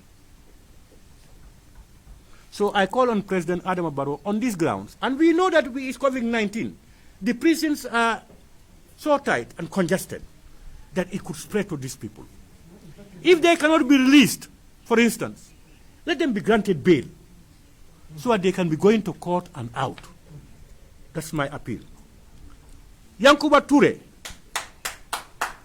we are all aware, I've just read a section of the Constitution that guarantees Yankuba any person, no authority, no law, no commission can inquire into the activities of the junta by the 1997 Constitution, which is the supreme law of this country as we speak. But at the whims and caprices of Batambedu, again,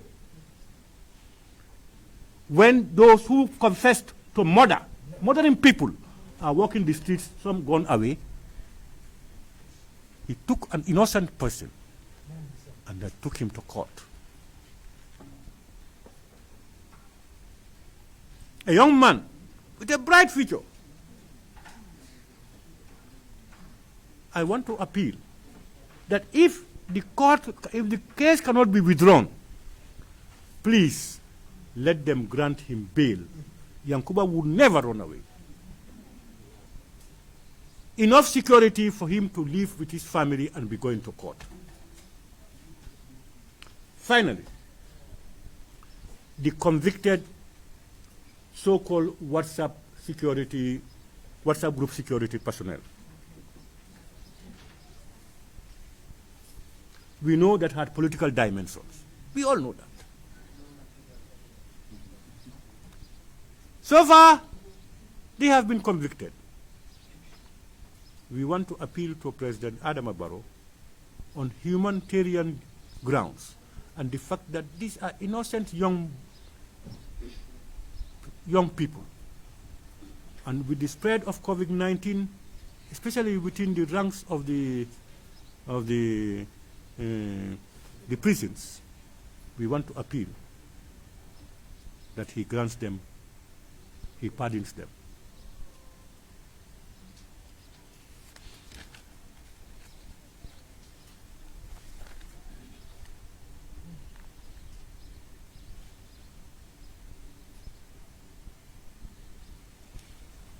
Finally, I want to seize this opportunity to thank all of you. We have a lot more to say, but it is taking time. But we are open, as always. We will always avail ourselves to answer questions or to give reasons for our actions. On this note, I want to thank you very much, and I want to hand over the mic to the Deputy Spokesperson, Honorable Dudu Jah. Thank you very much. Thank you very much, the Right Honorable Alhaji Fabakary Tombong Jatta. It's been a marathon press conference, but we felt it's a need, not just to come and give information crisscrossly, but we want to base it on facts and to highlight and make comparison between the draft constitution and the 1997 constitution. We believe that will be fair enough information for people to be well informed of our stance, not just to get emotional or attack others personally or based on whatever reasons, but it is based on facts. We'll now progress to question and answer session. And again, as the rules go by, before you put a question forward, introduce yourself, your name and which media you represent, and one question at a time. we're here. We'll allow you to ask your questions, and we're here to answer. It's diversify. Ask anything you want. We're here to clarify and to respond to all questions you will pose on us. But one question per media. Introduce yourself, your name, and raise your hands. I'll try to identify as much as I am. I'll begin with Mr. Jao. Welcome. Good afternoon. My name is Lamon Jao, and I work for the Oil Newspaper. My question is, Mr. Jao have talked about so many sections in the draft constitution. Among them is 115, subsection A, and section 97, and section 101, we talk about, and section 141, among others again. But I'm interested to know about what is the stand of the party with regard to two-term limit, because look at the 1997 constitution, it was there, but I believe it was amended. So is APRC against two-term limit, because we do not deal about the issues? Could you comment on this one? Thank you. I have been in Parliament since the inception of 1997. I cannot remember that we have amended a two-term portion in the Constitution. Never. Let me make that clear. As regards our position, you see, what we don't want is to be dictated. United Kingdom don't have term limit. The British Prime Minister can be there as long as the British people want him. Germany can the same. A lot of others. Spain. So what we are saying, and those people, they have had their building blocks. They have laid the foundation for America is the two-term of 4 years. But what they have done is, the foundation is there. It can never break down again. We are yet to lay the foundation. So what we are saying is, if the Gambians decide and say 2 times, we have no objection. We don't want it to be imposed on us. We don't want to hear, because the West are saying that we need to have term limits because it's dictatorial. What I said was, let's try to build strong and independent institutions. It's only through strong and independent institutions that politicians can go and come without interfering with the very foundation and fabric. So our position is the same.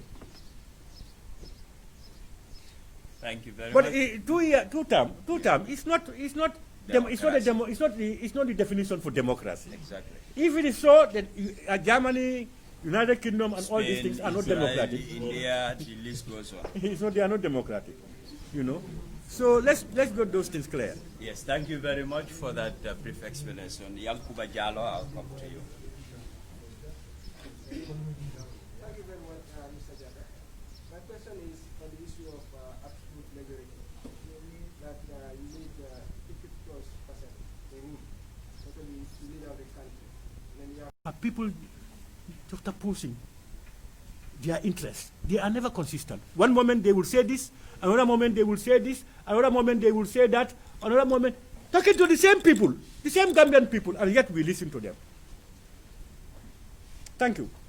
Thank you very much, Honorable. Like I said initially, introduce yourself by name and which media you represent. He is Yankuba Jallo, works with the Fourier. I know most of you, but you'll have to do the introduction.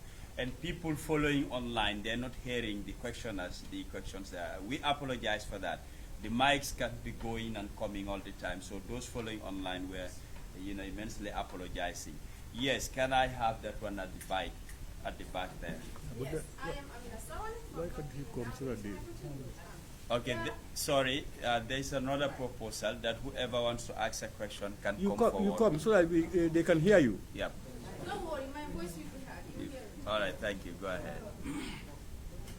So, as I said, I am Amina Sawan from Rock TV Gambia. There was a need for a new constitution because your party subjected the 1997 constitution to numerous amendments. Are you endorsing the drainage of 116 million because continued use of the 1997 constitution favors your party, its political ambition, and its agenda? Thank you. Thank you very much. I think that is a gross misstatement.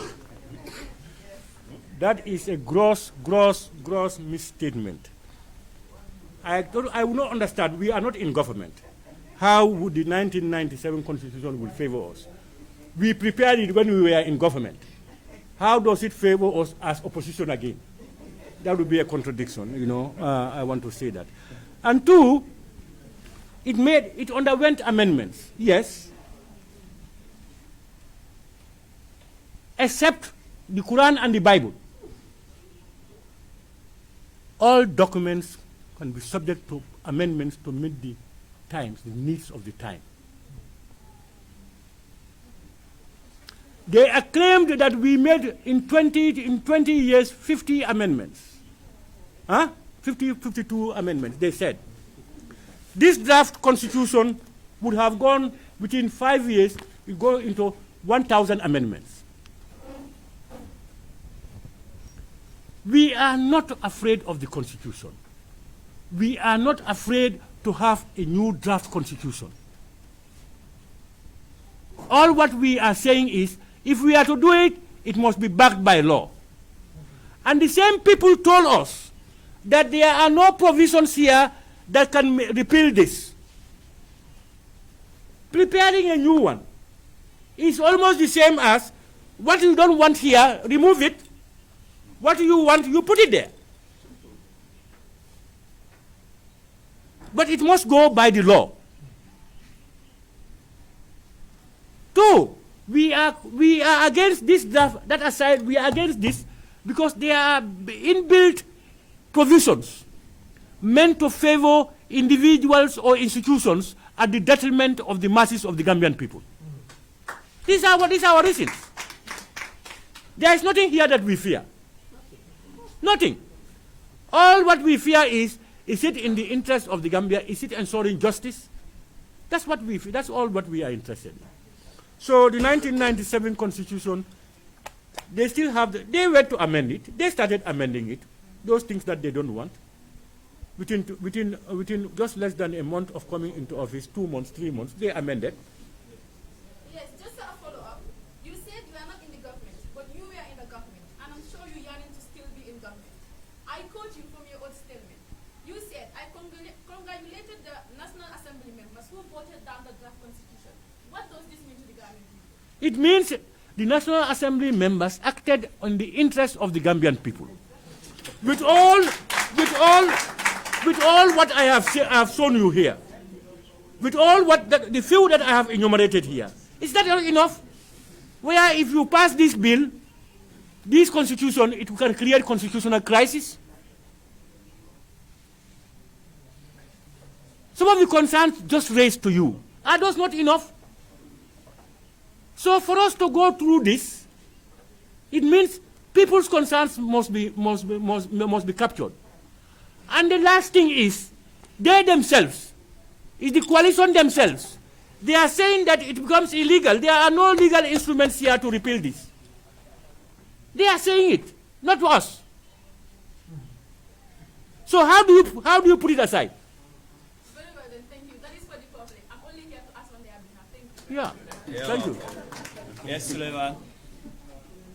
I am Suleiman.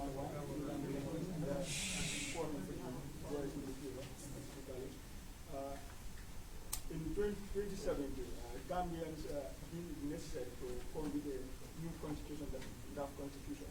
And it was many believed that the 1997 constitution has so many draconian laws, including the media draconian laws. And the CRC have worked on the draft constitution. It was tabled to the National Assembly, but a certain number of the National Assembly members, that's 23 people, decided to vote against the draft constitution bill. And now, what my question is APRC committed to amend some of the constitution, some sections of the 1990 constitution that are regarded as draconian laws, especially the media law? You know, when the media law, I don't know whether the 1997 Constitution does not have much about media.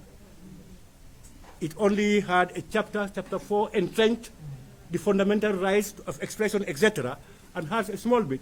It came in a media amendment in an act of parliament.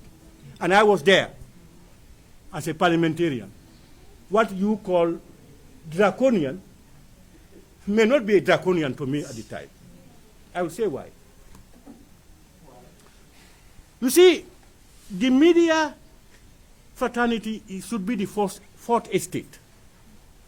Very effective to ensure oversight over governance, pressure on governance. But it must be professional and not political. We are aware that most media houses were politically manipulated. We know that. In your day-to-day operations, in your questions, and you sometimes ignore fundamental issues that you think probably would hurt the opposition. You do it. So what we are saying is, for a professional media house that can regulate itself effectively and unbiasedly, we salute, we want a very strong press, very strong one. One. Two, we have no objections to anything that people want to include or delete in this constitution. If they, for instance, believe that the media laws, which may be by an act of parliament, if you just put it here, it means any act in contravention to this one is nullified. If the people believe that the media should have A, B, C, D, E, why not we? We will only reject when we see loopholes that will make some media fraternity or people use the media for their political ends. We will not be part of that. So you people should begin to know that you are treating us as government in power. You are challenging us on most other issues. You are even forgetting government. And we are opposition. When we were in government, you were following us everywhere to clear issues. Now that we are in opposition, the media is still following us and forgetting this thing. And we are entertaining it.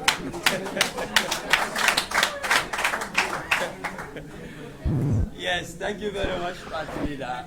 Let me come to this side. I'll come to you, sorry. Yes, next question, please. My name is Samuel Rachel from the Fast Food Network. Honorable Tomodata. My name is Samuel Rachel from the Fast Food Network. Honorable, the 1997 Constitution is the German APRC Constitution that you rightly mentioned in your speech. It is in fact to believe that the only reason why the APRC MPs voted down the draft was because it was of strategic convenience to their party. If you look at it, the 1997 Constitution gives absolute immunity to Germany and the likes of Yankuba Toure. If we are to go by the 1997 Constitution, the Gambia has nothing on Germany. And Yankuba Toure should be out of prison as soon as last week. And now that the recommendation of the Jani Commission, which investigated the financial dealings of the former president, has gone to the trash, and the TRRC likely to follow, what is the next step of the APRC to ensure that these things are brought back? These things are Brought back. big things, his things, the assets. Jana Commission, prosecuting people. Like people to be You see, prosecuted. the adage that the 1997 Commission is Jame Constitution is only heard from quarters who hate Jame, who are anti-Jame. But we all know that this went through a process. It was not even drafted by Jame. Some of the opposition members were part of those who drafted the 1997 Constitution. It was presented to the electorate for a referendum. With all what is there, there is nothing new that is added here. All what you are speaking of were there at the initial stage when it was going to referendum. So blame the Gambians, not Yaya Jammeh. The Gambians looked at it and said, this is good. And I said here, anywhere in the world for stability, when there is a military takeover, usually there are no laws. Constitution and others are suspended. They move by decrees. And if you leave it open, it will create instability. Because you have suspended the Constitution, you are doing it by decrees, and the Constitution does not provide decrees. So all what you have been doing, whether good or bad, is bad. there must be clauses of indemnity. And you are saying that it will have been thrown out since about last week. No, there was never a time when this constitution was not in place. Since Yahya Jammeh left here, this is the supreme law of the land. It has not changed. So even the prosecution of Yankuba Toure is against this very constitution. But we have not heard any of you talk about it. It is contrary, it's the law of the land. Like it is the law of the land. You dislike it is the law of the land. These are fundamentals. And this is what has been guiding government. This is why they are in power.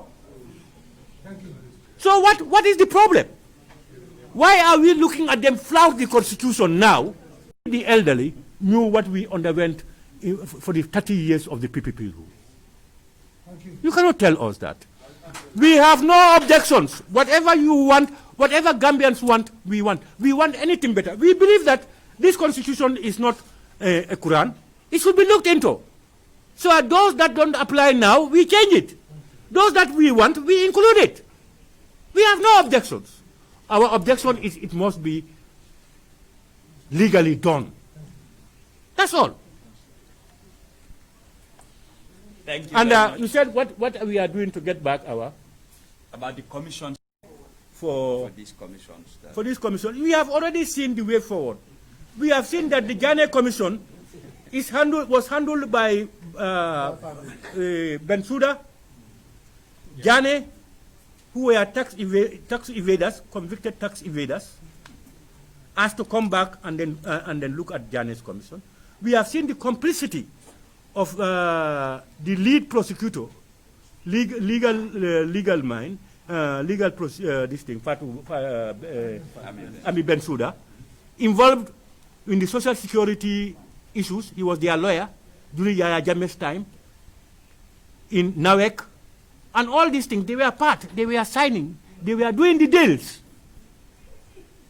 And then he cannot resign and come and face the commission. When his legal secretary, when the secretary talked about it, is it Kura? When he talked about it and wrote to the president, he was secretly removed from the place and dumped. We call that a commission of inquiry.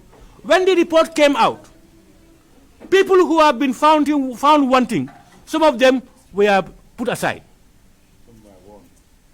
Warned and then continue. Be careful, continue. Others are convicted, others are, even their rights were taken. And for us as a party, they seized our vehicles. It is nowhere in the report where they mention APRC vehicles. We believe if the vehicles were seized, they should be put somewhere until they are verified, and they will say either they are confiscated to state or here are these ones that belong to you. But since those vehicles were taken, they were found nowhere to be found. Some were taken to customers and sold, some were repainted. You cannot find them anywhere. And the commission do not mention it in its report, nor do the government white paper mention it in their report. That is daylight theft, robbery. Why don't you people talk about that? You knew that our vehicles were seized. You had the report. Have you seen it there? Why don't you ask them? But we will be crying over this. Nobody will talk about it. Very few journalists may talk about it because it's APRC. We are aware of that. We are aware of that. So we are doing our best to ensure. I want to make it clear, we are not afraid of commissions, nor are we afraid of the TRRC. We have seen the limits of the TRRC.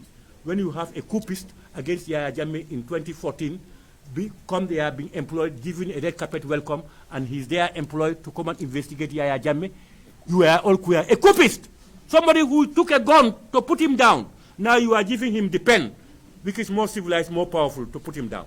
People think we are not well? Are there not enough Gambians around who can fill those positions, who are independent-minded, who can establish the truth, who are trustworthy? How many of you talked about those things? The chairman is a cousin brother of UDP leader from the same village. We have seen the operations. How, if you are anti-Yaya Jammeh, you are most welcome, treated fine. If you talk anything good, you are taken to hell. Look, we know Allah subhanahu wa ta'ala knows the best. We are not saying we had a perfect system. No. But our good far outweighs our bad. And the current dispensation, the bad far outweighs good. The only thing you talk about is there is more freedom to talk. Whether freedom to talk with empty stomach, you will talk. Go and tell that to those people who are struggling for survival. Thank you, Honorable. Next question. Who has the mic? Yes. Thank you very much, Mr. Honorable. Thank you very much, Mr. Honorable. My name is Mohamed Jane, a freelance journalist and also a reporter for King FM. The question that I wanted to ask, Yankuba Toure is currently languishing at my road, and we have seen the newly draft constitution that is supposed to usher the Gambia into a third republic. The promulgation will have already been thrown out, and currently the Gambia is being ruled by the 1997 constitution, which have given power Yankuba Toure for you not to testify in any court or not to testify before any court of law. What is the standpoint of APRC in order to appeal to the court for the release of Mr. Yankuba Toure? Thank you very much. Yeah, thank you very much. But you see, even before the rejection of this constitution, even before this rejection of this, Saying Yankuba Toure did not go to court because of the APRC. He won that one. It's a different case. He's charged for murder. yeah, even for this, the new constitution, draft constitution, it has not, even before today, we were using the 1997 constitution. At the time Batambedu was making that decision, he was basing it, there was no other law here besides this. They deliberately flouted it. And remember, Yankuba is charged with murder. Murder at a time between 1994 to 1996. And the TRRC, he's past that line. Batambedu unilaterally charged him for murder of Korosise. Actions that cannot be looked into by any authority in the Gambia.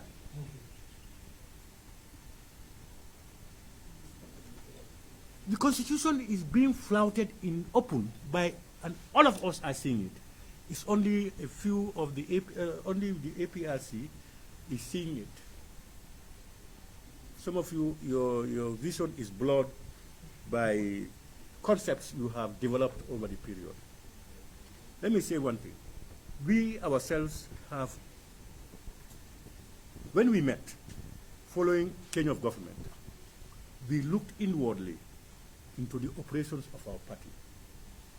And we have resolved that all the good that we have done, we will continue to build on it and spread it. And all our weaknesses that we have observed, we are trying to put in mechanisms to prevent recurrences. And that's the best of human beings. When you have not yet come into government, you are thinking about sentiments, emotions, and the urge for vengeance. Good afternoon. I am Aisha Tujalo from Gambian Talents TV. I have been raising my hand before the beginning of this press conference. Yes, my question is it true that APRC struck a deal with President Adam Barrow for your non to vote against the draft constitution promulgation bill for a trade-off or in exchange of Yaya Jammeh's return? A follow-up to that. It's been almost 5 years No, since well, sorry, wait. We will give you a chance to ask all the two questions. Just give me one so that I respond, you come with the other one. Okay, that's the first one. Can I repeat? Yeah, you said, is it true? Is it true that APRC struck a deal with President Adam Barrow for your NAMS to vote against the draft constitution promulgation bill for a trade-off or in exchange of Jammeh's return? That is the first one. Yeah, let me just stop there. My dear sister, thank you for that question. You know, these are questions, sideline questions put up by our detractors who will say, why this? Because of that speculation. We as a party, we don't hide. I will tell you this. Whatever we do, we will do it openly. We have a right to decide on our issues without influence from anybody. 1. 2, there is no iota of truth that we went into any form of negotiation, dialogue, or talk with President Adama Barrow and his people as regards whatever might have happened in Parliament as a party.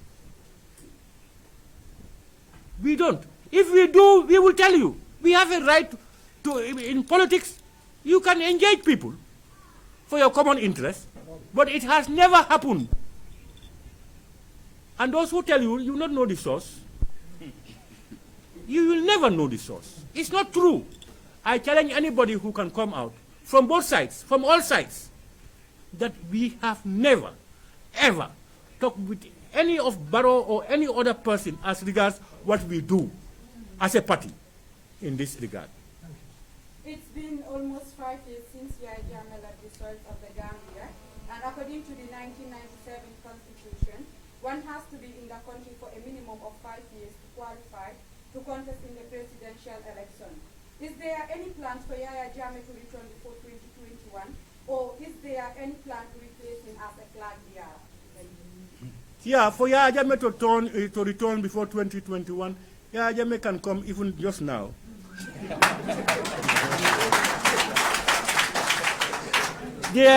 What I'm saying is, accuse him. The government has a right to accuse him with whatever they may accuse him, but the government has no powers and no right to deny a citizen from coming back to his country.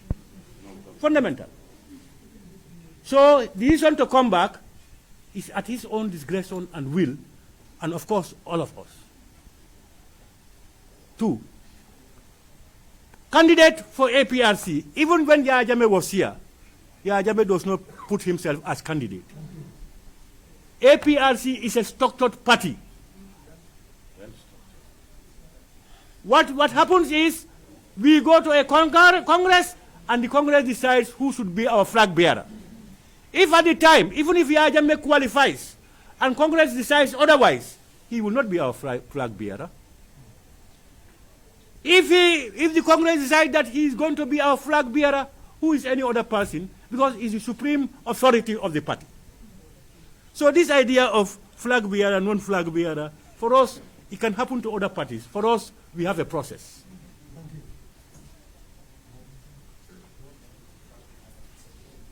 Thank you very much. I believe your questions are answered. Yes, my sister. My name is Amanda. I'm working with APRC-TV.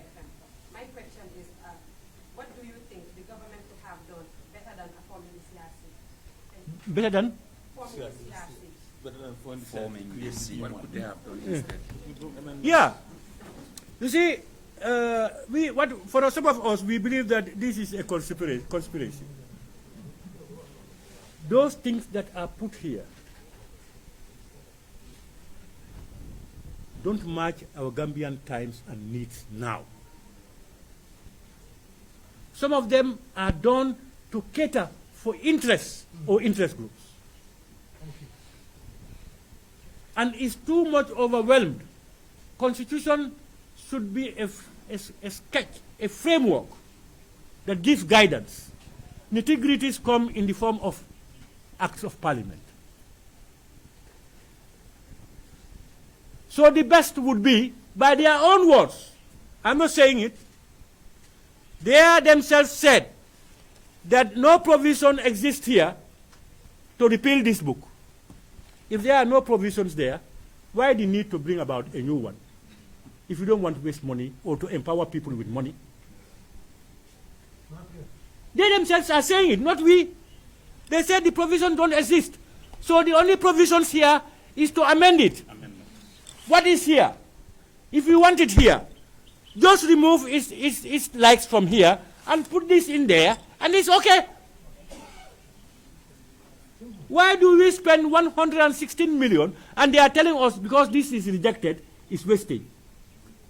It is wasted by them. The end product is so useless, so bad, that they wasted our money. You cannot say that. If we want to make this road, we spent $1 billion to make the road from here to there.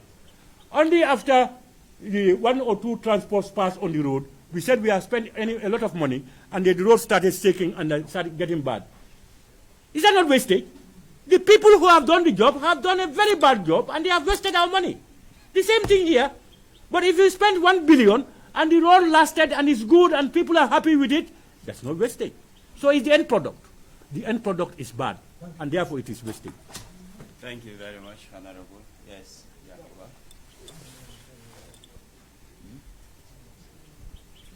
Thank you very much.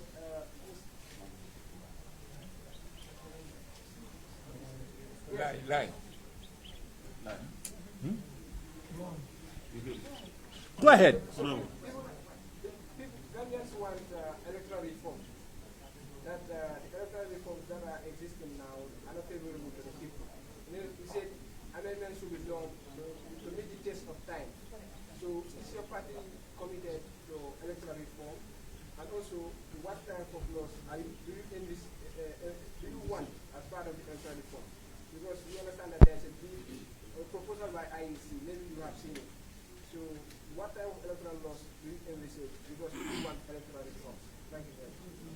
I don't know you've gone a national survey to know that people want electoral reform. How do you come to justify that people want? Did you ever talk to me? Or any of these people? Or my people in Alberta? People want. You speak on behalf of people without consulting them. Yes, we are aware of the need for this thing for electoral reforms.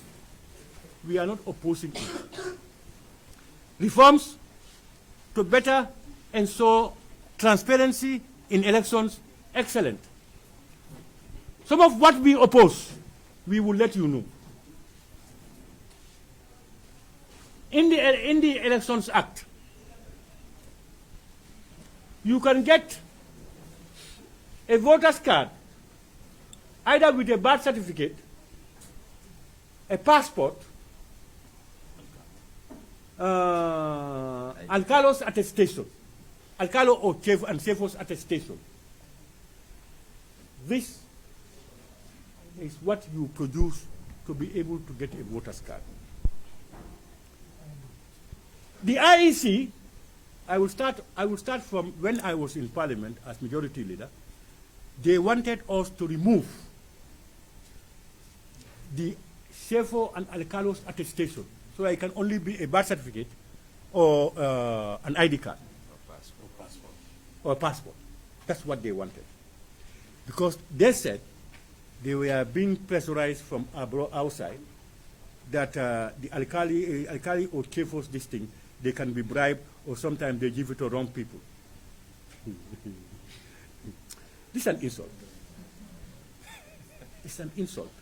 If a young boy whose citizenship, in fact, is not ascertained, can go to the immigration department and sit down, or at health, and prepare a birth certificate from somebody and is trusted, alkali and chiefs, who are custodians of our norms and values, where you were born, they know you, you know them. Their testimony cannot be relied on, because you see them as local, ordinary people. And you are saying that they can be bribed. The passport scandal, alkalis bribe those people. Were those alkalis? Look, let's respect our institutions. What we said then, in fact, I remember vividly that the then IEC chairman was under pressure from outside. In fact, even cabinet told them that. He told me the cabinet said you should change it. They want to satisfy the West. I refused. I told him, and I can say it today. Karayol is still alive. And I think when I was saying it, Balagapa Jahumpa was there. They take it back to cabinet for them to amend it and make it law, not in this parliament. We are not going to remove it. Yes, this is what I'm telling you. That is the pressure. Me, I respect our alkalis. I respect our CFOs. The alkali of a village can determine whether you were born there or not. They know each other, they were living together, and he's the custodian of all the instruments. If that alkali cannot be trusted, I don't understand how a health worker sitting somewhere who knows not even the Gambia, who is sitting at a table, can say that Fabakary is a citizen and that is true. That's an insult. So what we are saying, up to today, we are insisting, and we will work very hard. We are insisting that, and we will go and say, if they want to remove it, we will tell all our alkalis and chiefs. We are insisting that they must. They are the, even if you want a birth certificate, go to the birth certificate, they will tell you, where is your newspaper or kind of alkali? Well, it's the source document. It's the source document. How can they know? I am now here, you don't know me, I go to the immigration, I said, I want an ID card. How do you identify me? How?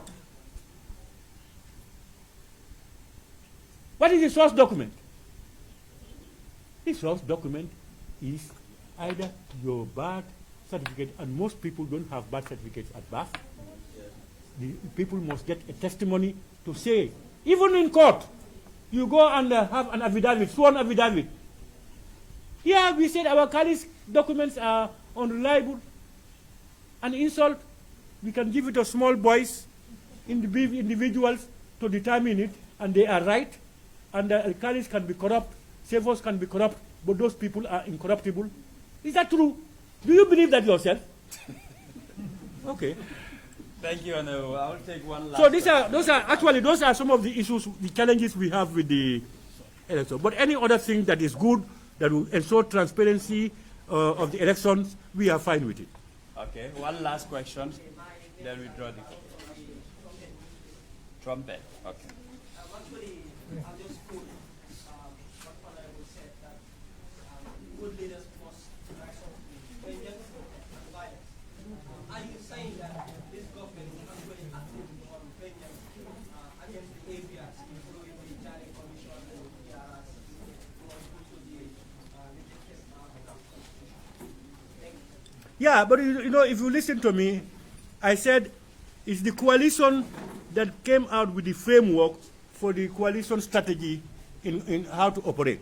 The coalition, all of them, they came out with the strategy, put up the commissions, seized our vehicles, did that. They did it, the coalition, all of them.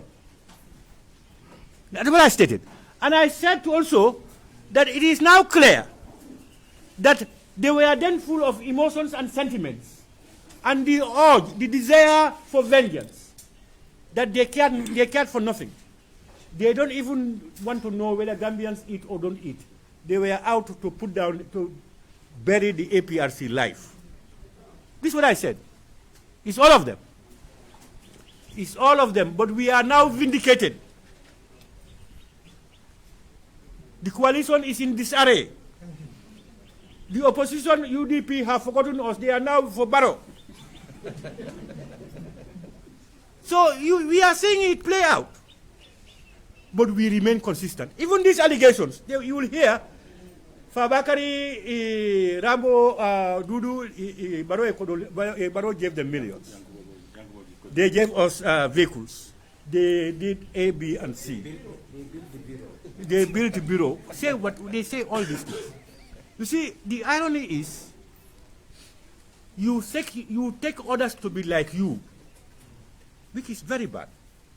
Because you can be corrupted, you can do those things, and you believe we also can do it. I will say it in your presence. Before and now, we are not corruptible. It's not possible. Nobody can corrupt us. I challenge anybody.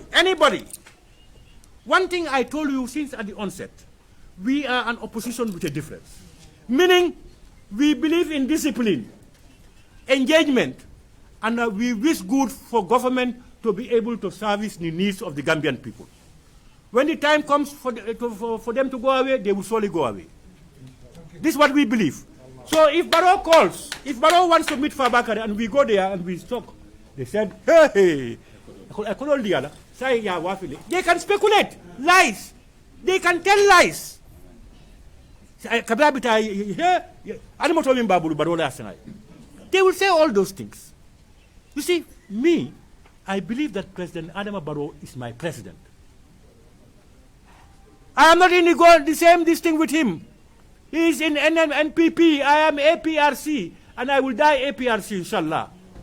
This is what I know. I can disagree with him, but I respect him for occupying the office of presidency. That seat I respect. It's a Gambian seat. We cannot denigrate it. That's all what we are saying. But it means if you, before when we were in government, the opposition will never want to talk to us.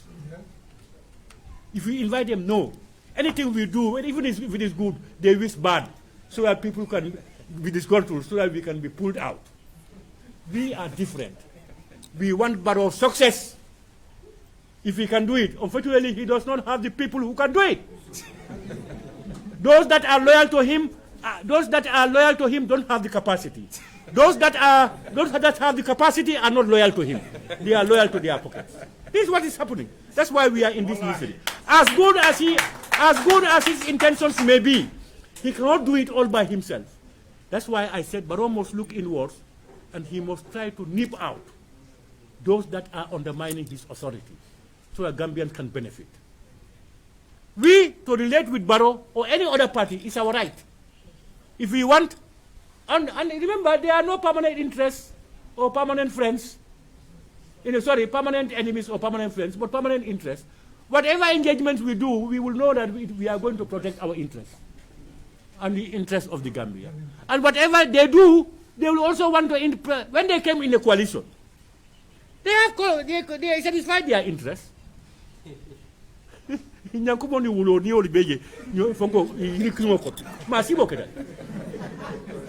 why it broke down. It was not based on honesty and sincerity to what was told to the Gambians and what is happening today. Khalifa Sallah said, then the thought was only to remove Yahya Jammeh. We are jumping. You are jumping a place where people urinate. Not forgetting that when you jump it, you are going into excreta. So you are saying, no, let's just jump. You jump the urinate where people urinate and you go into the excreta. Just to remove Yahya Jammeh was their problem. No plans as to what next. And no regrets for what has happened. Billahi, wallahi, tallahi. Yahya Jammeh's regime times is by far better for any Gambian than now. Only a limited few. Those who are crying human rights violations, those of them, they are only a small minority. The victim center, the so-called victim center. Solo Sunday, why did Solo Sunday come out? Because of money used politically. People have died, and people have died under this regime. But should we waste our time on reminiscing over the old and not trying to satisfy the aspirations and needs of the Gambian people at all times? This is what happened to the opposition. They spent their lifetime, Yahya Jammeh, APRC, and how to bury them. They had no time for any other thing. All their plans were that. And everybody was showing Barrow Chalo, Barrow Kanjo, Barrow Fonko, mockery upon mockery. Mockery. They cannot influence us to do anything bad. We remained convinced and committed. And today, we are laughing at them because they are disintegrated. They are now a laughing stock. I am saying it. They have unveiled themselves to be tribalists, to be people who want to divide this country based on tribal lines for their own personal interests. And they are not sincere to their words. The same people voted against for the draft constitution again. They remember when they sent out that the chairman of Brikama Area Council. They wanted APRC to vote. They wanted APRC to vote so that if you lose your seat, if you are set out by this thing, you can lose your seat. The same people who removed it. Now it haunted them. Immediately they did it. APRC, we are comfortable. They removed it because they thought it was we are using it. It haunted them. I told you, God today is not an old man who is a young man. I thank you very much. Thank you, Honorable. One more. We definitely don't want you to go back with your pregnant questions. We want you to deliver them all. But time is the factor here. And I drink coffee, I want it with sugar. And I will not drink coffee without sugar twice. So this will be the last one. Go I ahead, sit in my Dialogue, sister. Gambian Talents TV. If there is any chance for APRC to initiate coalition talk with any party, who will it be? I don't mean people that have already reached out to you, but you, the parties that you will be interested to talk about coalition talk. Thank you. You know, for us, you know, for APRC, you know, as of now, we seem very comfortable. As of now. Let people say what they want to say. We have some few challenges, but we feel very comfortable. If politics is number, we feel very comfortable. But you know, in the game of politics, you cannot live in isolation completely. So for us, it depends on who meets us and who wants to meet our requirements. It's not about Barrow, it's not about GDC, it's not about GMC, it's not about DOI, it's about our needs and aspirations, who meets them. If we reach an agreement, because it's a give and take, if not, go your way, we go our way. But we are not obliged to anybody. This is what we want to make clear. The rumor is APRC Barrow. APRC, that's the rumor. And this rumor we know is coming out from certain quarters who want to discourage us from having connivance with Barrow because it will be a threat to them. We know all that. There is even a rumor that says that Barrow is the one funding the APRC. What is your reaction to that? Funding us for funding. APRC, the party itself. What is your reaction to that? It's very sad. Let me tell you, my dear sister, is the lie of the century. It's the lie of the century. Barrow is not funding us anything as we speak now. Until probably, if he is doing it, I don't know. Or the executive, or he's giving it to UDP and others to bring it to and do some other things. Because we are surviving on our own. You see this bureau, some people are surprised. With the seesaw of our funds, our vehicles and everything, we are able to do this. APRC's strength is this membership. APRC, our strength is our membership. Nobody gives us funds. Our members, these local ordinary people you see, put their hands in their pockets, and some of our supporters in the diaspora to facilitate some of the things we do. Even us as executive, these things, Dudu, you are in charge of this. Ask him whether there is a dalasi or a dime from any other political party or leader or somebody else. No, it's not true. And sooner than later, soon, because we are going to, let me give you this information. As we go into elections, we will soon be buying some motorcycles.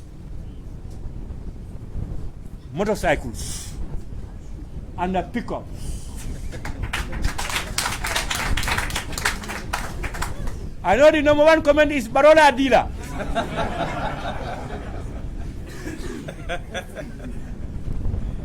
Billahi, wallahi, tallahi, nallahi, with my color in my hand. Anybody who tells you that somebody is funding us for our bureau or for the vehicles we want to buy now, they are lying. If you remember, we had GoFund APRC. That money we want to utilize to buy vehicles and a motorcycle. Probably tomorrow, in the future, there may be negotiation with either somebody or political parties, and they want to do something for us. If it happens, we will say it. But as I speak to you now, anything that we do and we are doing, nobody besides APRC. Take that down and write it with indelible ink and appoint at me as a liar tomorrow if I am found wanting. So thank you. Thank you, Honorable. And once again, we're thanking all media houses and journalists for accepting our invitation to be with us during this press conference. We definitely hope all the questions you asked have been definitely answered, justifying most of the points and issues we raised. And we want to assure you, anytime you're welcome, open to APRC with question and answers or whatever you have. So on behalf of the entire party, its leadership and supporters, we want to commend you for coming, and we're telling you thank you as usual. Thank you very much. This money? No, it has been here. Yeah, I found it here. Do. No. You are generally. Ma? You are generally. Clothing.